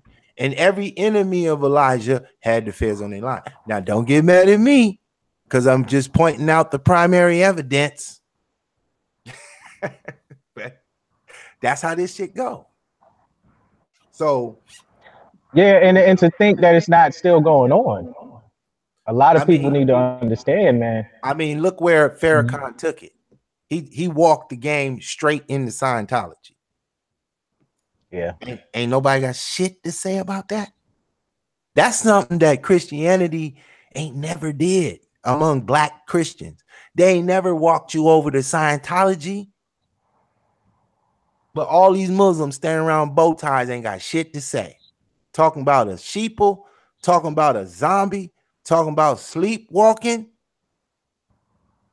They sleepwalking because they not following a God, they following a man. The Christians ain't following no man. Go ask them. We don't follow no man. But the Kemetics, they ain't following God or man. They are God. They is man. They man God with bad credit. That's the reality. Because you know, the Kemetic ideology was always associated with being a poor, righteous teacher. Just never had their game up, because when you spend all day studying nature, you ain't got time to make no money. Money ain't interesting to you. You trying to get away from money. That's why Nature Boy is popping, because he keeping it true to the code of what they teach, and his ass ran out into nature. And that's the levels. That's the different levels of it too. A lot of people can't grasp. You know, you have like a capitalism type of thing to it, where some people feel like it's an avenue to make money. And then you got some people, they really doing some soul searching. Yeah, but They want to avenue to go out make in the money, nature and that's do the things like side. Nature Boy, But see, the money part is the Sinetta brand, because Right. nobody before them had a dime. Dr. Ben ain't had no money. Clark ain't had no money. Ashwa Kwesi ain't had no money. Phil Valentine, I don't know, he be getting some money. But most of them, and I'm not saying they broke. I'm just saying they not like the other organization leaders. Mm-hmm. That when you see them at the top of their shit, they got some bread. Might not like Farrakhan got some bread, maybe not nobody else, but he got some bread. The Christians got some bread, and all the 501s, even the Hebrew Israelites got some bread. General Yana sitting on some bread. He get a 501c3 George Bush Church Initiative check every quarter. Yeah, remember that guy? They called him the Comforter. They said they raided his house in Miami. He had he was luxury rolling cars in and all types of shit. Right, but he was a Miami boy though. Yeah. You know they play with that white girls running through my mind. But he was breaded up. But after Sinetta was on the scene quicker than the FBI, we ain't seen him no more. Mm-hmm. When they raided him, Sinetta got the call first. The feds called Sinetta and said, "We're gonna be raiding a spot down the street from you." He was on the scene before they got there.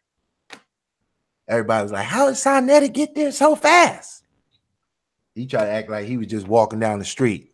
Him and Reggie. Man, this shit, that's why I call it the Housewives of Consciousness. I was literally trying to shop it as a show. I had a little writer call me from Hollywood. I was like, "Look, we got to write the TV series on these niggas." I was gonna do cartoon characters, I was gonna do a version of the Boondocks for the conscious community. I was gonna have Sarah Sunsetti looking like Popeye with the big arms. But at this point in the game, it can't go anywhere because nobody else could get young Pharaoh size fame, because the moment he go viral, Sinetta gonna try to grab him. Depending on what his paradigm is, he gonna have to be comedic, because that's the only shit popping in the community. So if he comedic some version of it, maybe he can be young and he really got his shit right. As soon as he go over there, they gonna turn shit. They gonna turn sugar into shit, and it's gonna be over for him. He gonna be fighting the trolls. So now Sinetta say, after the award show, he going towards the Christians and he hooking up with the sports dude from CNN. Oh yeah, I remember that. If that dude, guy, man, get his name. I don't think he aware of these comedic followers. Them niggas is crazy. You know how in football they say the Raider Nation is just berserko with being a sports fan? In the conscious community, it's the comedic viewers. Them niggas is crazy. They the worst because it's a gang of them, and they the worst when it comes to morals, because they don't know what you mean when you yell out the 42 laws of Ma'at. They don't even know what you're talking about. All they know is Christianity ain't shit. That's what they know. And so if anybody comes up anytime soon, if they go that route, if they stay off that shit, they might not get the fan base, but they'll get, like they could be appreciated with their little scholarship. But as soon as they mix in with this shit, like the Christian dude about to do with Sinetta, when Sinetta put that camera on whatever they talking about, and he invite them damn comedics to listen to that shit, and they can't stand for you to talk about that Bible, they gonna bombard that dude's program so much that his congregation gonna be like, get these niggas out of here. Who is these niggas? And he not even aware of the chaos that's about to consume. He think he can spit Bible to these niggas and change their heart. But these niggas got to get shot before they accept some Bible. Yeah, I was listening to an interview with an ex-Catholic exorcist. And he was talking about a concept that he called perfectly possessed. And he was like, you know, these are the type of people that are the hardest to deal with because they've been completely taken over. And a lot of that, you know, a lot of the information that so-called conscious people get into, it allows them to be perfectly possessed, you know, because they get completely taken over by these concepts and these things that they think that they understand, or they're relying on somebody else to, you know, tell them about it. But, you know, in reality, you're dealing with, like we were saying at the beginning, you're dealing with witchcraft, demons, things of that nature. Yeah, I mean, you know, I had a cool little series. I called it like Black Magic something. Just like when you say you called in the show, I was just playing this little white girl explaining what Wicca is. First thing she say is Wicca is a spiritual system based on nature. If that ain't what they say, I'm like, well, nigga, what's the difference?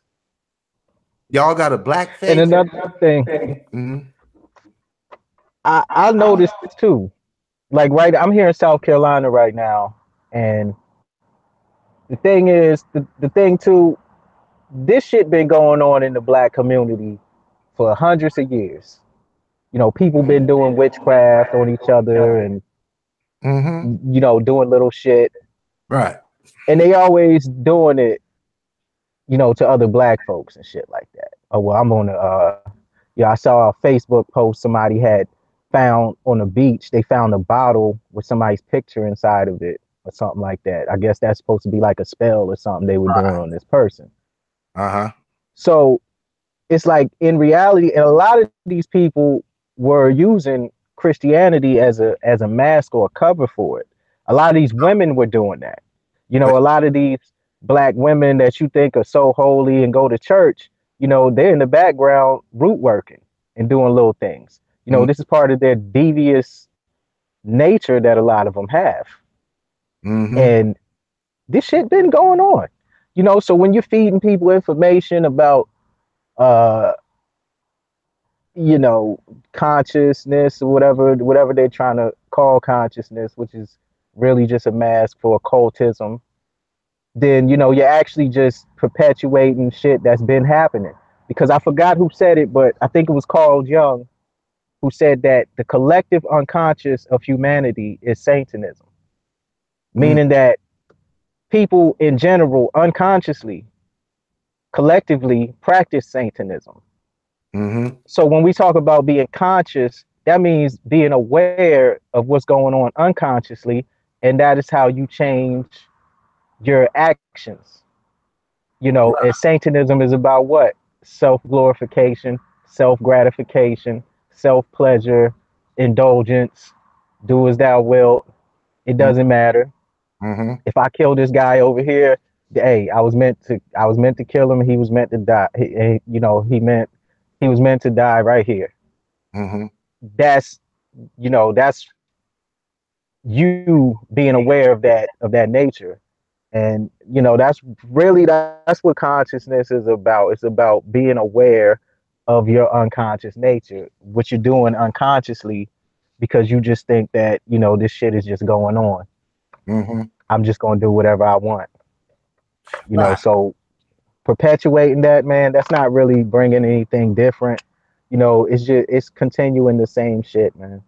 See, and because you can't have serious dialogue, like if you go to Sonetta or one of the channels that's really popping, where the audience can see like a real conversation, you know, to the degree that you can either agree or disagree on something, but it's done with a legible language where you ain't screaming Yeah. and hollering and cutting people off because they killing your game right now. They won't let that happen. But like you said earlier, if they feel like your information is knocking the game, then Yeah. they're gonna cut it because they don't want to they don't even want to let the audience feel like, wait a minute, like, yeah, why am I? And trust me, you ain't the only person who told me that they was rocking with the Kemetic shit, and then they had to swing back to that Christianity. And it take time sometimes because, see, I'm a preterist when it comes to the Bible, which means I see the Bible as fulfilled prophecy by the year 70 AD, all of it. So if Right. that's the case, then that means it immediately destroys any Islamic view. It immediately destroys any Zionism about Israel, getting a state in 1948. It destroys that. It destroys waiting on Jesus to come back in the year 3039 sometime, where people just hopelessly waiting for something that ain't never going to occur in their parents' lifetime or their lifetime or their children's lifetime because they're being misguided on the information. So when I came in the game with the preterism, nobody ever heard of that. How can I be in a room full of conscious scholars and speak on a subject that ain't nobody even heard of it? It's one thing to not know someone else's paradigm, but not to even heard. And I knew they didn't hear of it. And then when I brought out my top scholar, William Bell, they didn't want to see it. They didn't want to see it. He got the eloquence, he sound like a white guy speaking to something. He wear a suit. He's real polite with it. They ain't want to accept him. So after a while, I just got mad. That's when I turned the Pitt boss machine on. I was like, all right, y'all don't want it on an intellectual level, so I'm gonna give you the nigga shit. Then I veered off my little platform. I was over there doing shows with William Bell every day, 5 days a week, 3-hour shows and shit every day. Like, what the hell am I doing this for?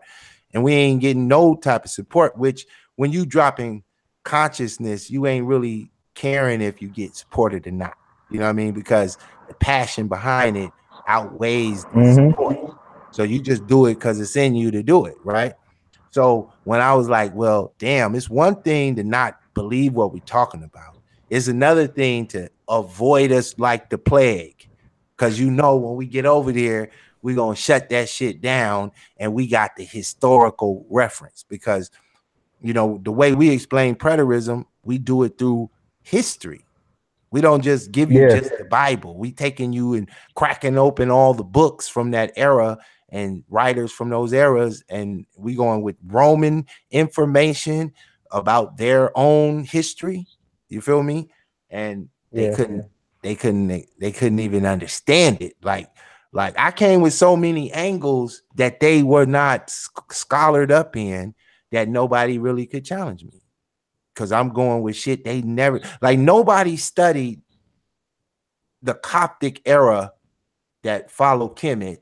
Nobody studied preterism. They just didn't study the topics, and nobody studied the Booker T stem. They ain't know about that either. And I was like, well, so I couldn't get through the door. I knew about preterism from studying like Jehovah's Witnesses. That's something that they're kind of into as well.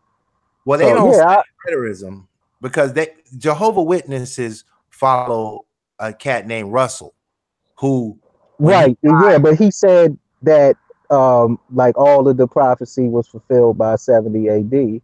So like this time would be Christ's reign, right?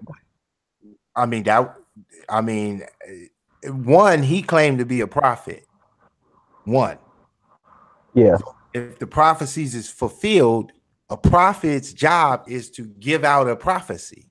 So that would mean that even if he's a prophet, he would reveal the full understanding of God's message, and we would be waiting for whatever he about to reveal. Because when a Jehovah Witness comes to your door, they call themselves Kingdom Hall. They got some of the concepts, but they don't teach preterism, because I didn't have them at my door before, and they gave them the business. And then when I showed them the picture of Russell laying up under a pyramid with the crown and cross on it, and then I take them and show them what the crown and cross represents, which is Satanism, it all linked back.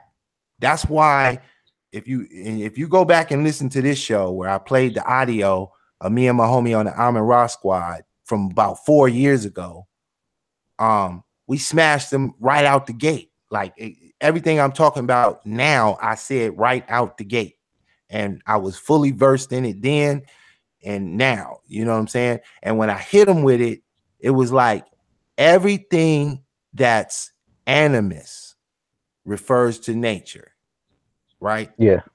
All of the things that the white people, like you said, who represent Christianity as a cloak, when they really practicing something else, but they giving you that Christianity up front because that's safe. You know what I'm saying? It's more accepted on a public level, and they don't want you to know that they practicing the black magic, but it's all over. They can't hide it. They put it on the money. They put the symbols all over the place, right? All of the Masonic orders, all that shit linked back to Kemet. That's why they love to talk about Kemet, because everything in that aspect of information goes back to Kemet. But it goes back to a time where the Kemetics themselves, they woke up, like what you saying. They woke up to what was going on and realized that they had been misled and shut down 5,000 years worth of practice in a system, or 15,000 years, however long they say Kemet been ruling over there, practicing that information. They shut that down. And to this day is shut down, and nobody practices it except them niggas up in New York. I mean, now, you know, a lot of people getting into it because the message is spreading, but they ain't getting into no real Kemetic worshiping. You know what I'm saying? To where if you could go back in time and walk inside of a Kemetic temple and see how they really get down, they shit don't look nothing like that. As well as they was into human sacrifice. And they don't even want to talk about that part at all. I ain't never heard nobody want to deal with the human sacrifice in Kemet. And it's like, you know, not just Kemet, but all through Africa in various, they like to say, well, the Bible got human sacrifice. And I'm like, you can't get the verse out the Bible where anybody was sacrificed. Only Christ said he gave himself as a sacrifice, but that was his own will. But the people they sacrificing ain't giving themselves for sacrifice. They was captured and their heads cut off. So, or however they did it, pull their hearts out. So I hit them with General Butt Naked, some modern day shit of a soldier in Nigeria who was a straight Nigerian, you know, worshiping, and he was sacrificing people in his own camp just to get through enemy territory. And he didn't have no problem talking about it because he did it during wartime and he had turned Christian. And so he went back to his neighborhood and asked for forgiveness. And they damn near wanted to kill him for all the shit he had done to him. But this is real life stories. And see, when these Americans go over there to like get initiated, they give these Americans the Hollywood trip.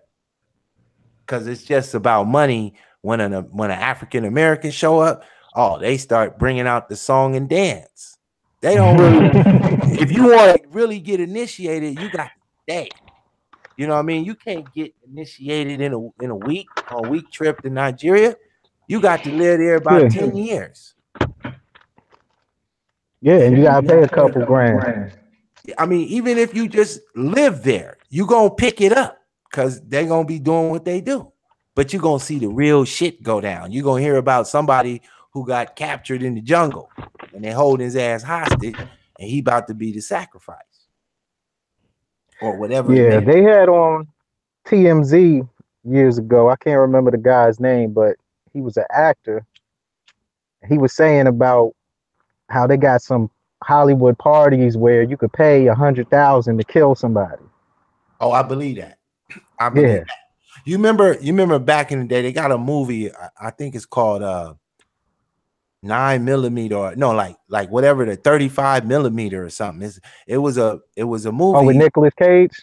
There you go.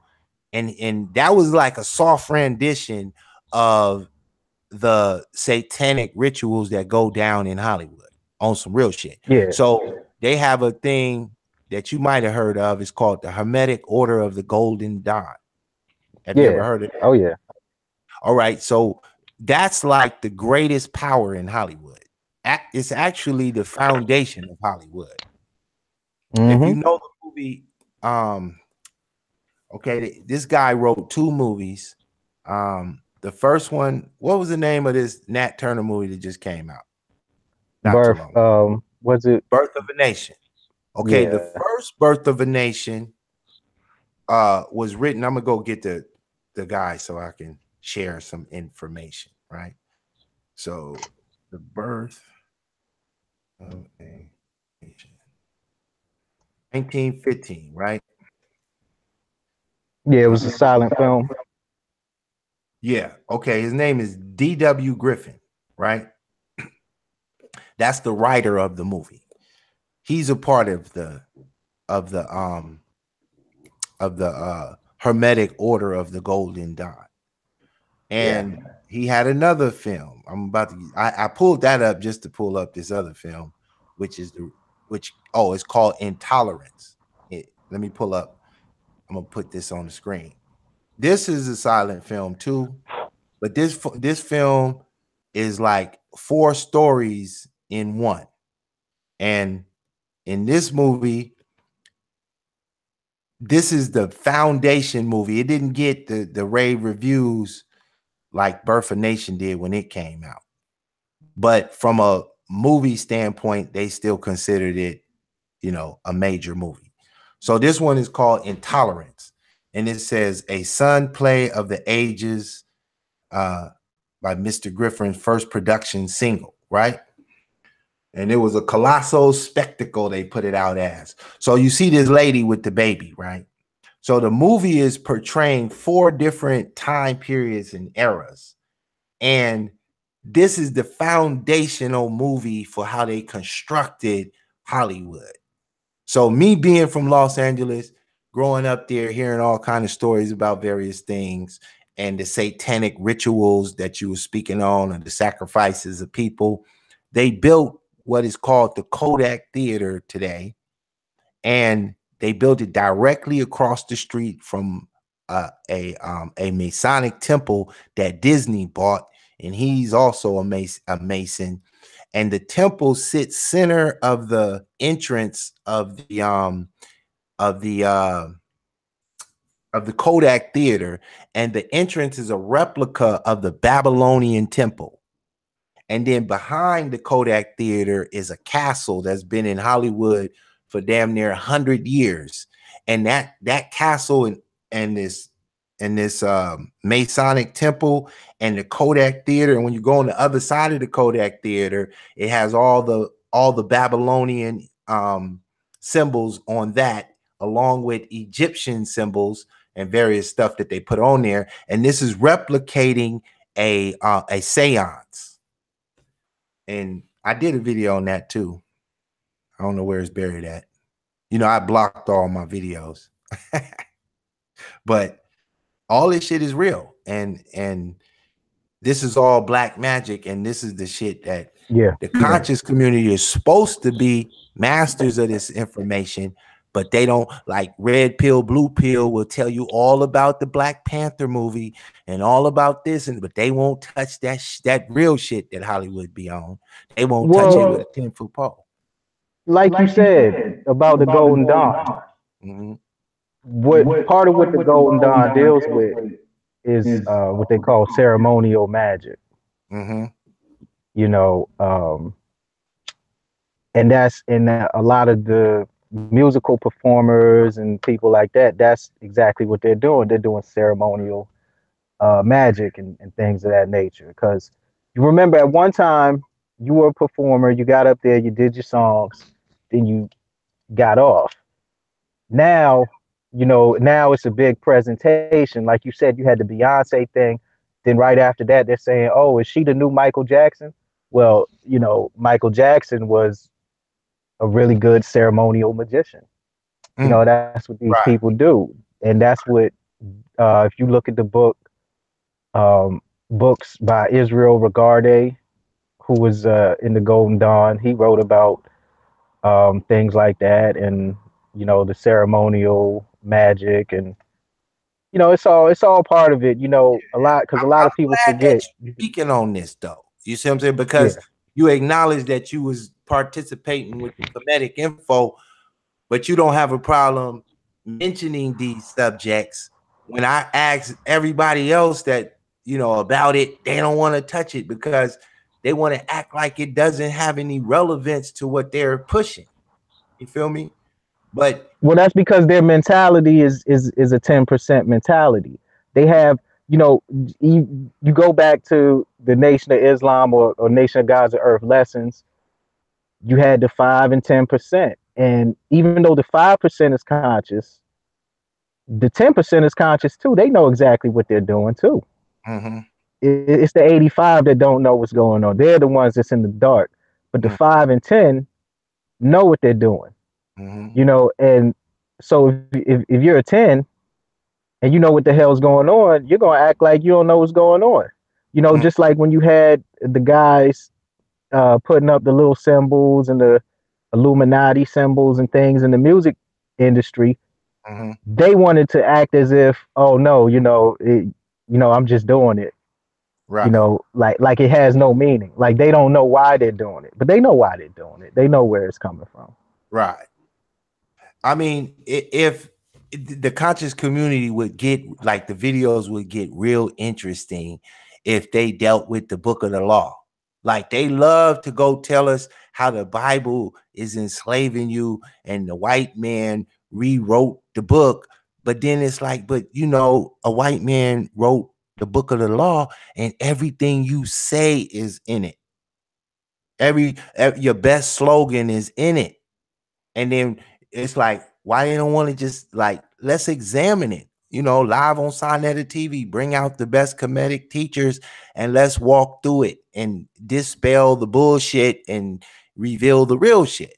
Because you got to admit that if somebody come to this planet and does something that creates a large amount of people to follow you, you either a high practitioner of black magic or you're a high practitioner of white magic, depending on what the effect that the information you share has on the world and the surroundings, right? So you got, at some point, Buddha show up, he drop his shit, create a whole legacy. Muhammad show up, he drop his shit, create a legacy. Aleister Crowley show up, drop his shit, create a legacy. But then in this Kemetic movement, ain't no legacy. Shit dying with the leader. When the leader died, put it like this.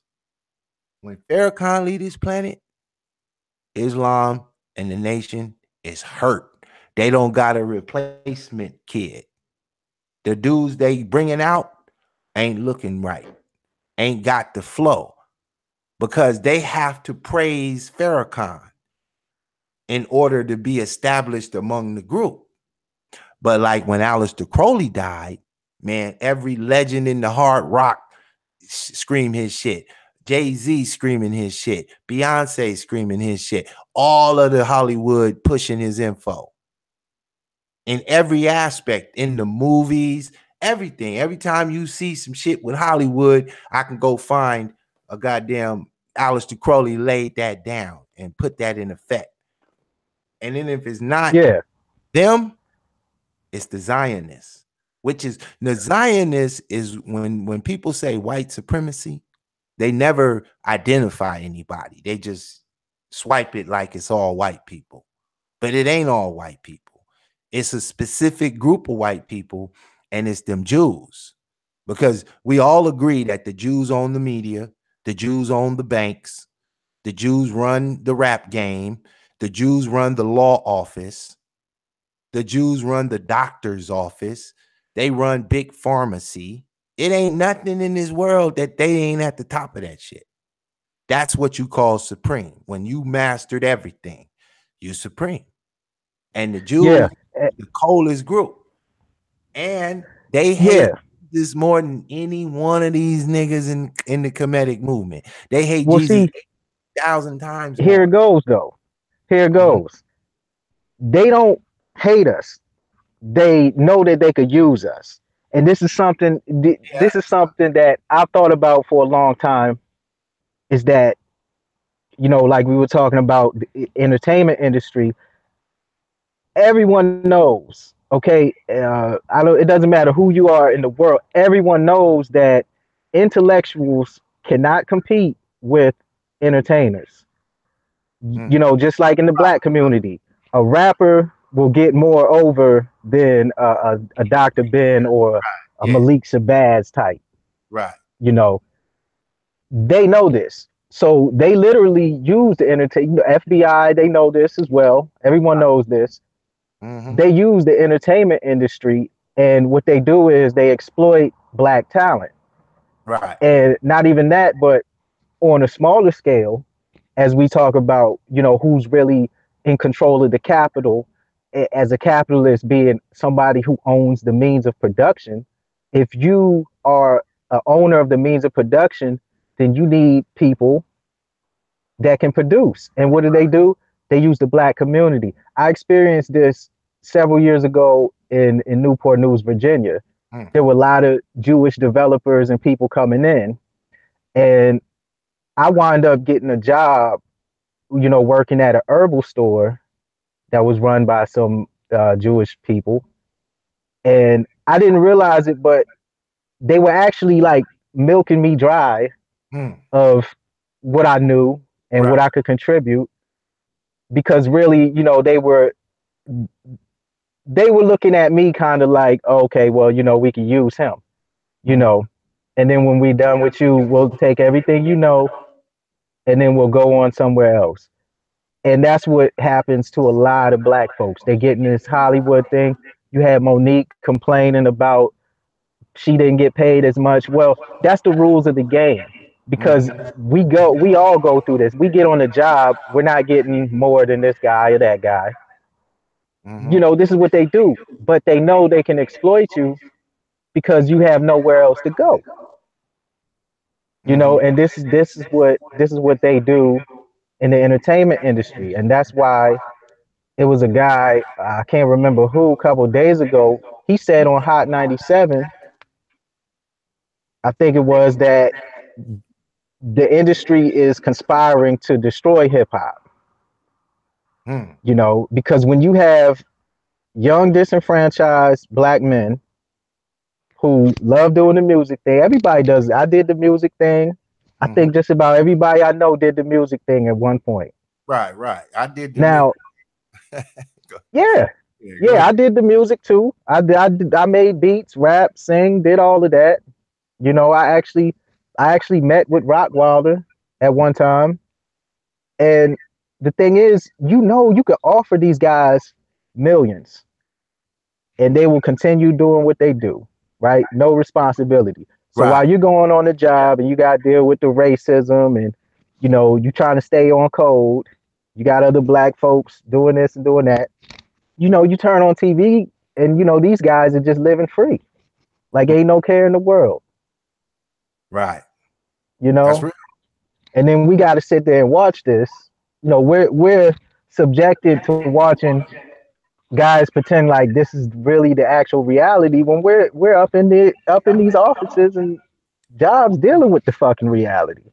Right. Because they knew that they could give them millions of dollars to continue in their lifestyle. Because if they would continue in that lifestyle and it wasn't fostering any money, they would have to do something else. Now what was which happens to a lot of people in the music industry. You get used and then they move you on and you got to go do something else because times done change. Your flow is not hot anymore. Did you see the movie Cadillac Records? Yeah, with Beyonce. Yeah. Okay. So Cadillac Records is basically explaining that first it was the blues, and then when Cadillac Records stepped into play, they were the Jews. The dude that owned Cadillac Record was a Jew, and black people couldn't own a record label at the time. So, being that it was the Jew, he put out all of the blues players, and he was making all the money, buying them a Cadillac. Most of them all died broke or ended up broke, right? And right at the end of the movie was the end of that era, and Motown was created. But what the Jew and what happened was that they changed the law where black people could own a record label, which kicked the Jew out of the game. So then the black people went to Motown, and then Motown became the hit maker. Same talent coming out of that community. And then white folks looked at it and said, wait, we fucked up. Because they always make a mistake and then they correct it.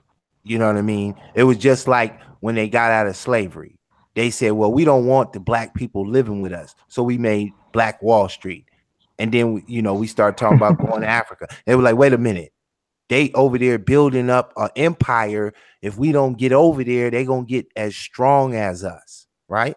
So with the Cadillac music, when they gave it over to Motown, they messed up because they was like, damn, they got all the talent. And we got these white folks, we got to come up with Elvis to compete. But he's a carbon copy. He's not the real thing, right? So they said, go get Boosie Collins. And they gave Boosie a hard rock deal and paid him like white folks. Once they seen one black man get it, they all came over. Right as they was coming over, rap was born and Jews already had the game sold up. So in the initiation of the rap game, blacks never owned anything in it. Because I think eventually Motown died. I think they were bought out by Epic Records. But what I'm saying is, yeah, this is what I'm saying. They destroyed Cadillac Records and blacks took over, and Motown era was going down. And then they bought out Boosie Collins. He was the first to go. Once he went, everybody else went. And when everybody else went, that's when Motown had to sell off and get rid of all the talent. The talent went all through the industry. And right at that point, rap was being born, and rap was born under the auspices of the Jews already controlling it from the previous R&B era. Exactly. Because they bought up Motown. Now they own all the distribution, the manufacturing, everything. And then rap was born, and rap was underneath R&B. It was like R&B was making money and rap was just like a little hook on the rhyme. And then rap was slowly getting bigger until it destroyed R&B, and rap was able to sell more records than R&B. But even through all of that, the Jews had control of the rap game. So just what you said, they said, well, we'll destroy they don't care about the message. They want to control the message. Because if they see like that the message ain't having no kind of takeover impact, they don't care. But that Fight the Power song, you know what I'm saying? That shit was the wrong message according to them, because it seemed to be empowering them. So they said, well, let's let this other shit go. They brought the gangster rap, the rest of that shit in. This what they call drill rap and twerk music and booty shake music, and they threw everything at us, and they control all of that. So now the internet comes out. Just they had Napster, what I'm saying, where he destroyed the way they got the money, because the main money used to be to sell albums. Now the main money is shows.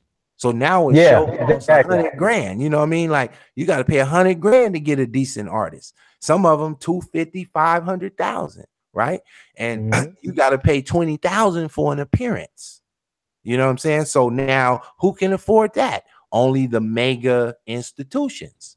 So therefore, they still control it, because if the Beyonce want to get that check, she got to go Coachella. You know what I'm saying? She can't come down on the chicken circuit where we all can make some money off her. You feel me? So it's like now it's internet game. Everybody want to go independent. You know, the artists that are still out there that got a little name recognition, they rather be independent and just do show money and do the independent thing. If they kind of hot, if you're not hot at all, you're trying to get a deal. But no matter what you do, blacks cannot control it. No matter how many billions they let Jay-Z or Dr. Dre or Puffy get, they will never own none of this rap game. And the message will always be that bullshit, that we stay on that bullshit. So this is where the conscious community had an opportunity to develop something that the Jews couldn't control. And they fucked that up. Because they want to bang on Christianity when Christianity banging on the Jew. And they don't never bang on the Jew. Ever. They only bang on Christianity. The Comedics hate Christianity. The Moors ain't rocking with it. Islam ain't rocking with it. Nobody want to rock with Christianity, but Christianity taking on the Jew with Pan-Africanism. So they hijacked Pan-Africanism, handed it over to the Comedics. Now they don't even want to rep the God that Garvey served. They want to talk about the Christians as fools with a red, black, and green flag in their hand. So I go play Garvey versus the conscious community. I just played a speech by Garvey. He destroyed their ass from 100 years ago. And I'm looking at these niggas like, y'all the saddest, sorriest ass niggas in the world. And I played the speech that he did in Harlem. And he destroyed their ass in Harlem today. And it's like, how can y'all be repping red, black, and green when it was built and constructed by Christians to serve for all aspects of black people, not just the Christians, but to empower all black people economically and culturally, lift them up. And now these niggas that hijacked that shit and turned it into Satanism or Satanism in blackface. And you know, it's like they don't want to let me on to come in there and beat their ass up with this. So, you know, I get 1 billion trolls from the conscious, I mean, you know, from YouTube. I gotta fight the trolls all day. That's why I just pulled all my shit down. I was like, oh, YouTube knocking channels, I'm gonna block all my shit. I'm gonna turn my shit back on in about 2 years and kill them with shit they ain't even heard. Be like, where all this info come from? And you know, that's how it is though. But it's no longer a moneymaker. They had the chance to produce something legitimately. That's what I'm saying. That could really be a force to be reckoned with. It could have been an economy. They fucked that up. That's what I'm saying. It could have been its own little economy. We could have been producing scholars after scholars that could go hit the circuit. Like, oh, bro, I was thinking, like, you know what? We could have looked back on this time and said, damn, you know, throughout those years, a lot of people rose up and really did something. Exactly. You know, but it was like, it's almost like they didn't live up to the hype, man. It's like a draft that you draft a guy and you think he's gonna be the future of the league and shit, but then he's wind up being a bust, man. That's how they are now. They're like a bust in the draft. I can click my Facebook and go to a comedic on Facebook who don't deal with the Sinetta brand, right? And they done wrote a book. They claiming that they got the real info and they pushing the same shit. They just don't deal with them niggas, right? They got their own little thing doing, but they trying to act like, no, they're the bullshit and we're the real shit. And I'm like, no, all this shit come out of one group. Like, y'all don't want to admit that white folks was rocking this comedic shit before Dr. Ben got here and was pushing hard with it. They built temples first. They built their biggest temple in Washington, D.C. You can go up there and walk around and gaze at it all day. They got the Circle 7. They got the star that's on the flag of the Moors. They got the obelisk laying out there. They got everything. You got the Eye of Ra. They got all the symbols. They got all the statues. Got the Kemetic stances. You know, Abraham Lincoln is sitting on the pyramid crown, the throne, with the whole stature. And they just look at that shit and try to say that's Greek. And then it's like, wait a minute. That's why me and my homie came on there on the Amin Ra Squad and was like, the Romans, the Greeks, and the Kemetics are all serving the same deity. They're all serving the same information. They just they just switched the names up. They just switched the names, but the idea of each deity is the same. And these niggas hate it because they want Christianity to be the sellout. They don't want to know that no, Amin Ra sold your ass out, went and taught them white folks how to speak Greek, and then they came back and whooped your ass. That's what they did. The Phoenicians taught the Greeks. They call the alphabet the phonetics, the Phoenician alphabet. And then these niggas claim white folks wrote the Bible. It's like, nigga, the Bible is too complex for white folks to write. The white folks was into ancient Egyptian mystery when the Bible was on the scene. They wasn't into this. Right. And they don't want to admit that. So they're teaching the really young people who just like, you know, they tired of the pastor at the church robbing them every Sunday and they looking for something different. They kind of like that Kemetic yoga, you know, they want to paint their eyeball like polite, you know what I mean? All that old fancy shit. They want to do that shit. That shit look fly. They like gold. Gold is some shit we rock. And so it's easy to be attracted to the Kemetic viewpoint. But they coming in under the auspices of lies. And by the time they figure out them lies, they ready to kick Sonetta ass and fuck up young Pharaoh and beat this nigga ass. They mad by the time they get to that point. Because they thought they had some deep information and ran up on an Indian guru who blew their mind. You know what I mean? When they finally ran up on somebody who really with that shit. Or they walked into some nigga house that's performing an E5 ritual, and when that nigga slit that goat wide open and threw his head on top of the shrine, they couldn't take it. This shit too real. You know what I'm saying? Like some of this shit get outrageous. And then they find out that really all these Kemetic niggas was that square dude when you was a kid who nobody liked that dude. And he disappeared and came back with locks in his hair, with tattoos off of his body, talking about he could levitate. And now he getting all the pussy. Now he getting all the pussy because he wasn't getting none back when he was a Christian.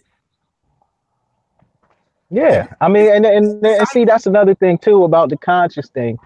It's an avenue because it's not tied up with a lot of people.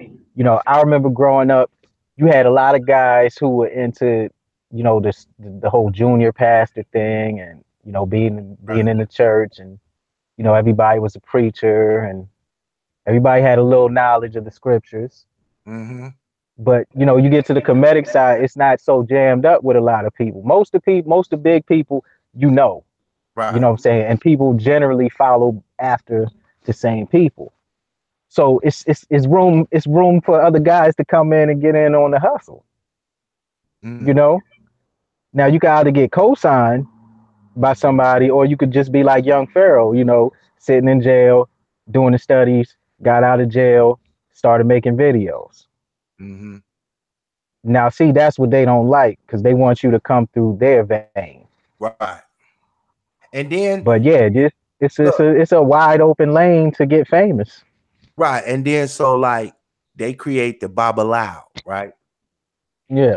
So to get on his tip, you got to become his mortal slave and listen to every word. And then you got to bring him some money. So he's sitting in the house with a bag full of sand and rocks, telling you your past history and studying nature and herbs, and nothing wrong with that part. You know what I mean? Like, I don't mind the natural healing shit that they got, because that shit got real science to it.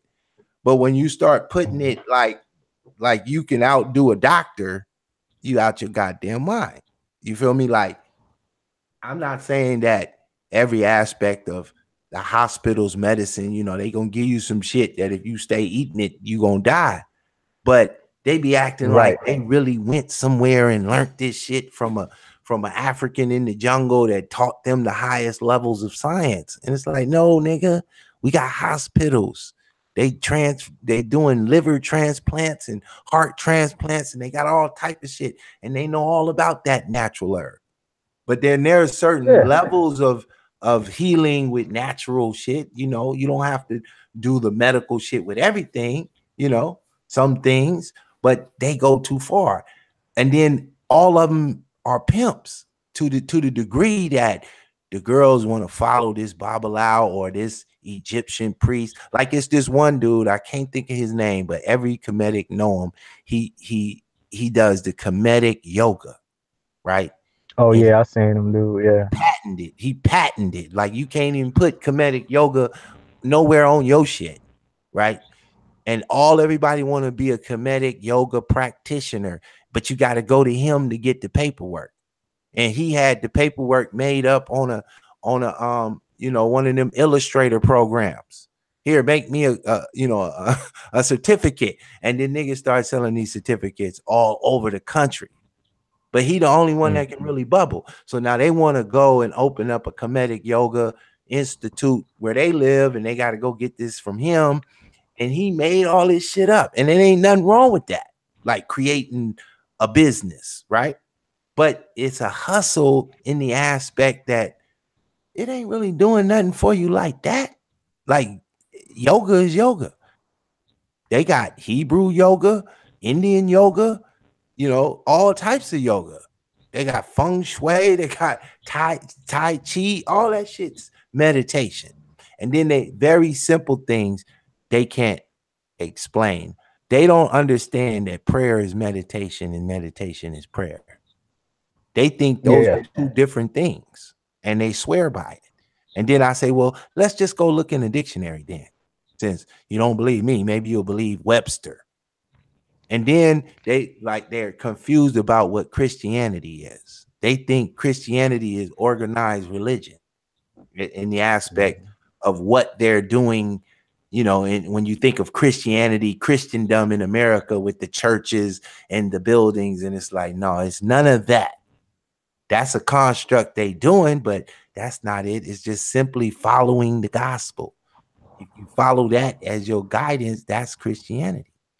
But they want to bend it so that they can run the hustle, because so many people is upset with, you know, their parents didn't leave them shit and they got bad credit, and they ain't, you know, they came out of the dope era, and they looking for something.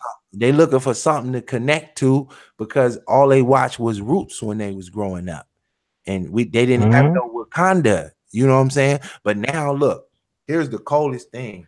I know you seen Wakanda, right? Yeah, Okay. yeah, I saw that. Can you, if you can remember the movie, can you explain to me the ideology of the dude in Africa, the king in Africa that was the Black Panther, and the ideology of the American black dude who went there? Or did you even think of it that deep? I didn't really think of it like that, but I've heard other people explain it, and it does kind of make sense the way that he was kind of like the way that some of the African leaders are now, you know, saying we should share the resources. And the other guy was more militant, separatist, Killmonger. Okay, so whenever they use the word separatist, right? Yes. That's the Boule word for what Booker T was. They call Booker T a separatist, right? Booker T wasn't no separatist. He was simply trying to empower black people economically. The same thing Chinese do for the Chinese man, and the Indian man does for the Indian man, and so forth and so on. He was trying to do that for black people who were being subjugated and separated without his involvement, right? So they merged some of that concept into this movie, as you just pointed out. So the dude that was in Africa, I mean, that was in America, he represented the Black Panther of the 60s when this movie was written by the Jew who wrote the Black Panther movie to begin with, created the Wakanda concept, and were utilizing the Black Panther movement ideas in the comic book in the 60s, right? Yep. Because the comic book came out in 65, and he ran this whole story in the 60s, but in the comic books. So that meant that the kids was reading about this in the 60s while the parents or the older brothers was out there on the battlefield marching with the afros and the leather jackets, right? So they wanted to install this same concept in the kids, so they put it in the comic books. And the kids was reading the same militant idea. Now, on the other hand, the dude in Africa is representing the Martin Luther King idea of integration. So he wants to share the technology or share the economics with the world, right? The bad guy in the story is the African American. The good guy sellout nigga is the African. So if you from Africa watching this movie, you hooping and hooraying because it's showing Africa in a good light as far as being integrationist. And then it's showing the African American as the villain. They called him the outsider, but they had a CIA, FBI agent who was an insider, who helped fight the outsider, which was the African American. So therefore, the symbolic gesture that the African American is the lowest nigga on the totem pole, when that's the exact opposite. You could go anywhere in the planet and you'll never find Black people more advanced than African Americans. Even under all our bullshit, conscious community, dope dealing, and the rest of that shit, we still more advanced than the rest of the Black people and other people on the planet. But I agree. But we got sidetracked when they gave us the Harlem Renaissance. Because with the Harlem Renaissance, they took the Black man's mind and said, we want you to study scholarship work. We want you to study Shakespeare and Greek and Latin and this shit and languages. And we want you to pontificate on ideas for the umpteenth hour. Instead of doing like the Chinese man did when he went to Tuskegee and start the Industrial Revolution and develop nuclear bombs and missiles and laser beams and cell phones and all the technological shit that has America as the #1 country, that has Russia as the #1 and China as the #1. And the African American, when he go to college and come home, he got a degree in social studies. He got a degree in English, you know what I'm saying? He got a degree in biology. He got a degree in every goddamn thing that don't give you no power. But he can't develop any scientific technology. He can't build a car anymore. He can't construct an elevator system. He can't build a skyscraper. When we was the first to do all that shit. And I ran through every inventor on the planet, and I had an argument with an African on Facebook one day. He was from South Africa, this nigga. I said, you know, give me a list, and all I want is 5 names of an African on the continent of Africa who invented some shit in the last 100 years. This motherfucker came up with the heart transplant. I was like, oh, you're going to go there? So then I brought out the story of the Black guy who didn't get 0 credit for doing a heart transplant and making it work. And then how about even Dr. Ben Carson? Didn't he invent some shit for like brain surgery or something? Well, he performed a brain surgery and split 2 twins, which hadn't been done before. But that's later on in the game. We talking about like after certain types of technology. See, the dude that did the heart transplant the first time had to invent the tools. Whereas the dude in South Africa, by the time he tried it, there were certain tools and things already in existence that he could utilize, that he made his work longer. So they gave him the credit, right? But this is all that the African dude had out of the whole goddamn continent of Africa. So when I start running through the light bulb, the stoplight, the this, the that, the wrench, the blah, blah, blah, all this shit we invented. Oh, we did all of that shit prior to Garvey. After Garvey, we started writing books and we stopped building. Yeah. We just started becoming singers and dancers and musicians and politicians and activists. But we stopped being electrical engineers and scientific engineers and mathematicians. We stopped doing that. I mean, a small amount of us still do it. But at that time, we had to do it because we had to build a civilization, because white folks didn't want us to live with them, work for them, none of that. It was done. The incentive was there to do things for yourself.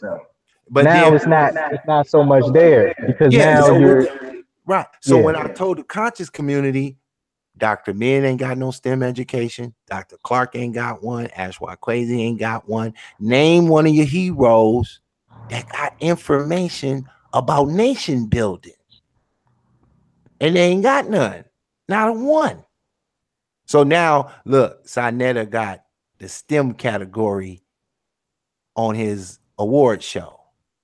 I'm the only one to champion the STEM in the conscious community, because I took it all the way back when it comes to black people to Booker T. Washington. Now, Booker T. Washington got it from MIT. So he didn't invent it. He just decided that was the path that would get black folks popping, because that's the same path that built Egypt, same path that built Timbuktu, same path that built America, and the same path that's going to build Black America. But the white folks knew that. So it was a dude named Thornton, and I might be saying the name wrong. He was a KKK dude. He wrote a book to the white folks called The Red Man, Yellow Man, and the Black Man. And he broke down each one around the globe. And he said, with the black man, Booker T is a threat. And he's over there building masters of men. Because Booker T, he was trying to give you a skill set that would make you valuable in your community. But you ain't really valuable because you know how many atoms is in the universe. That information can help me. I'm trying to patch up a leak in my ceiling. I'm trying to put a doorknob on my door. I'm trying to build a brick wall in a driveway. But a nigga don't know how to work a tool. You know what I'm saying? I'm trying to put a starter on my car, oil change in my shit. Nigga don't know how to do none of that. But he could tell you every Egyptian to ever elevate off the ground. He can tell you the history of the Mechu Neter and all that dumb shit. You know, Dr. Reggie is supposed to be the coldest with the Mechu Neter, and he the brokest nigga in the conscious community. Yeah, he just told Sinetta the other day, are we going to DC? Sinetta like, yeah. Well, I ain't got no money. He said, don't worry, nigga, it's a tax write-off. I said, this nigga, you ain't got no money to catch that Chinese bus for $30. He can't get on a train, plane, or the automobile. That nigga took the passenger seat in the rental van. And then he's sitting in front of Malcolm X's daughter like he really do interviews. She ain't trying to learn the Mechu Neter. She with that black power, nigga. She ain't care about the Mechu Neter. She over there with a weave on, and they talking bad about her because she got on the weave in a leather skirt. She feel like she look pretty. She representing black women. She dressed up. You feel me? But they dogging her because she ain't got the Kemetic code going on. But she's a PhD. You know what I'm saying? Trying to educate herself so she can combat her game. And they dogging her in Sinetta's chat. He got to do another video about them niggas. Like, look at you niggas. I try to bring you black power and you're dogging it. You know what I'm saying? Everybody ain't, nigga. We on that bullshit. The rest of the world is doing shit. You feel me? And he realizes that he done fucked up and created an animal, and he don't know how to put this animal to sleep. But eventually, they gonna get old. Nobody's no longer interested in conscious information. They done wore that shit out like blues music, like opera music, like hard rock, and like old ass rap. Don't nobody want to hear that shit no more. We on to something else. And when we get ready to go on to something else, that comedic community gonna die out with the rest of that shit. As soon as Farrakhan passed, that Nation of Islam ain't got no speaker. So then you gonna see these Africans trying to come talk about the Jew, but you just ain't got that Farrakhan fire. You see what I'm saying? And the harder they try, the more you trying to look like Farrakhan. And then it's 1,000 niggas that's gonna do an exposed video on you, because we in the season of exposed videos. So anybody come out, they gonna get an exposed video. They tried to expose me. They made up every goddamn thing they could think of, and I just knock them down. They can't penetrate, because I made sure that when I was coming with my paradigm, I knew everybody else shit and how they would attack it, and I made my shit bulletproof. I made sure that I had primary documentation and the proper leadership that I was going to push forward. And I knew I was on to something when I realized that the bitch's ass nigga don't want to hear what I got to say. I said, oh, I'm good. The bitch nigga don't want to hear me. I'm good. But then I didn't realize. It goes back to you messing up the money. Yeah, I didn't realize that the whole damn community was some bitch ass niggas. You know, I thought it was some people was gonna realize some shit just real, and you gotta let the real in the dough. But they don't want no real in the dough. That's why Sinetta can't name one person in his whole lineup that's solid. He ain't got nobody solid. When I can name my whole team and everybody solid on everything I presented, everybody I'm talking about, everybody solid in what they do. Nobody got no exposed shit out there. But them niggas, you know what's funny? 1,000 exposed videos. Years ago, this was like 2011.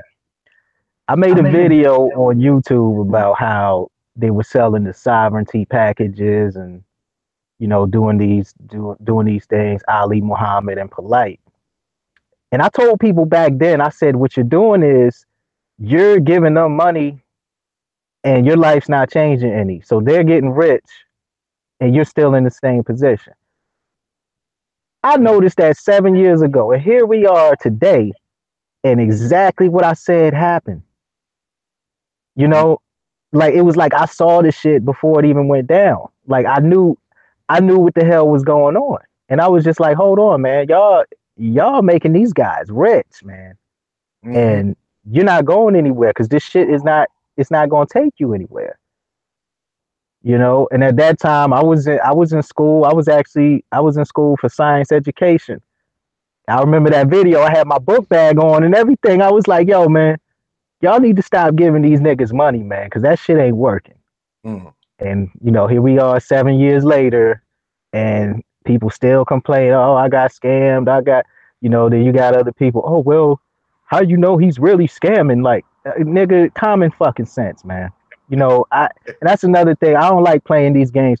Well, he might not be scammed. It's not, like, dude, like, anybody with clear vision, like, you could see that shit. Like, you know what's up. I mean, it seemed like every bitch ass nigga that would show up that was willing to play the game would just level up. You know, they would just go through the chambers. Like at first, when I first got here, you had to have your own specific paradigm, whether it was the Moorish, 5%er, Kemetic, you know, Nation of Islam, whatever it was, and you had to know your shit well enough to present. That's what was the basic requirement, right? And then after the live button came out, see, it used to take a little energy to go film some shit, put it in an editor, and then upload it and wait 2 hours for this shit to upload, right? Then they come out with the live button and you don't need a skill anymore. Once you didn't need a skill, every nibble nigga on the thing jumped in the game. And that's what fucked it up. That it's too easy to upload a video. But see, when Sonetta first started and everybody was really doing what they do, they had to take time and film it, edit it, buy all the equipment. I got about $10,000-$15,000 worth of camera shit laying over here. You know what I mean? Microphones and Canon 7Ds and various lenses and Mac computers and you know what I'm saying? But I'm into the business. I didn't do it to do YouTube. I was just into the business. And but it take money to go and do this. So once they came out with the live button and all you need is, you know, a computer, you know, Wi-Fi, it was like everybody throwing up videos, but they stopped doing videos where they're properly researched at whatever they talking about. Like, you know, it don't matter if it's the truth or not. They just well researched in their lane, and they're presenting it with, you know, making it interesting, which would have made for economics, because we could sit there and have a legible debate between two people who are well versed at what they're presenting. That's okay, because then the viewer can decide who really understood their info, or you presented some info that somebody might be interested in going to go learn. But that's out the door, because it's much easier to just come on and talk shit about whoever got more views than you. And that killed the game. So now we're where rap is, but it took rap 30 years to get here. It took us 3 months, and it's over. Because from this point on, anybody can drop a video and come online, you know, yesterday and be the hot shit, and everybody passing their video around, because it don't take no more energy. You know, it's too easy.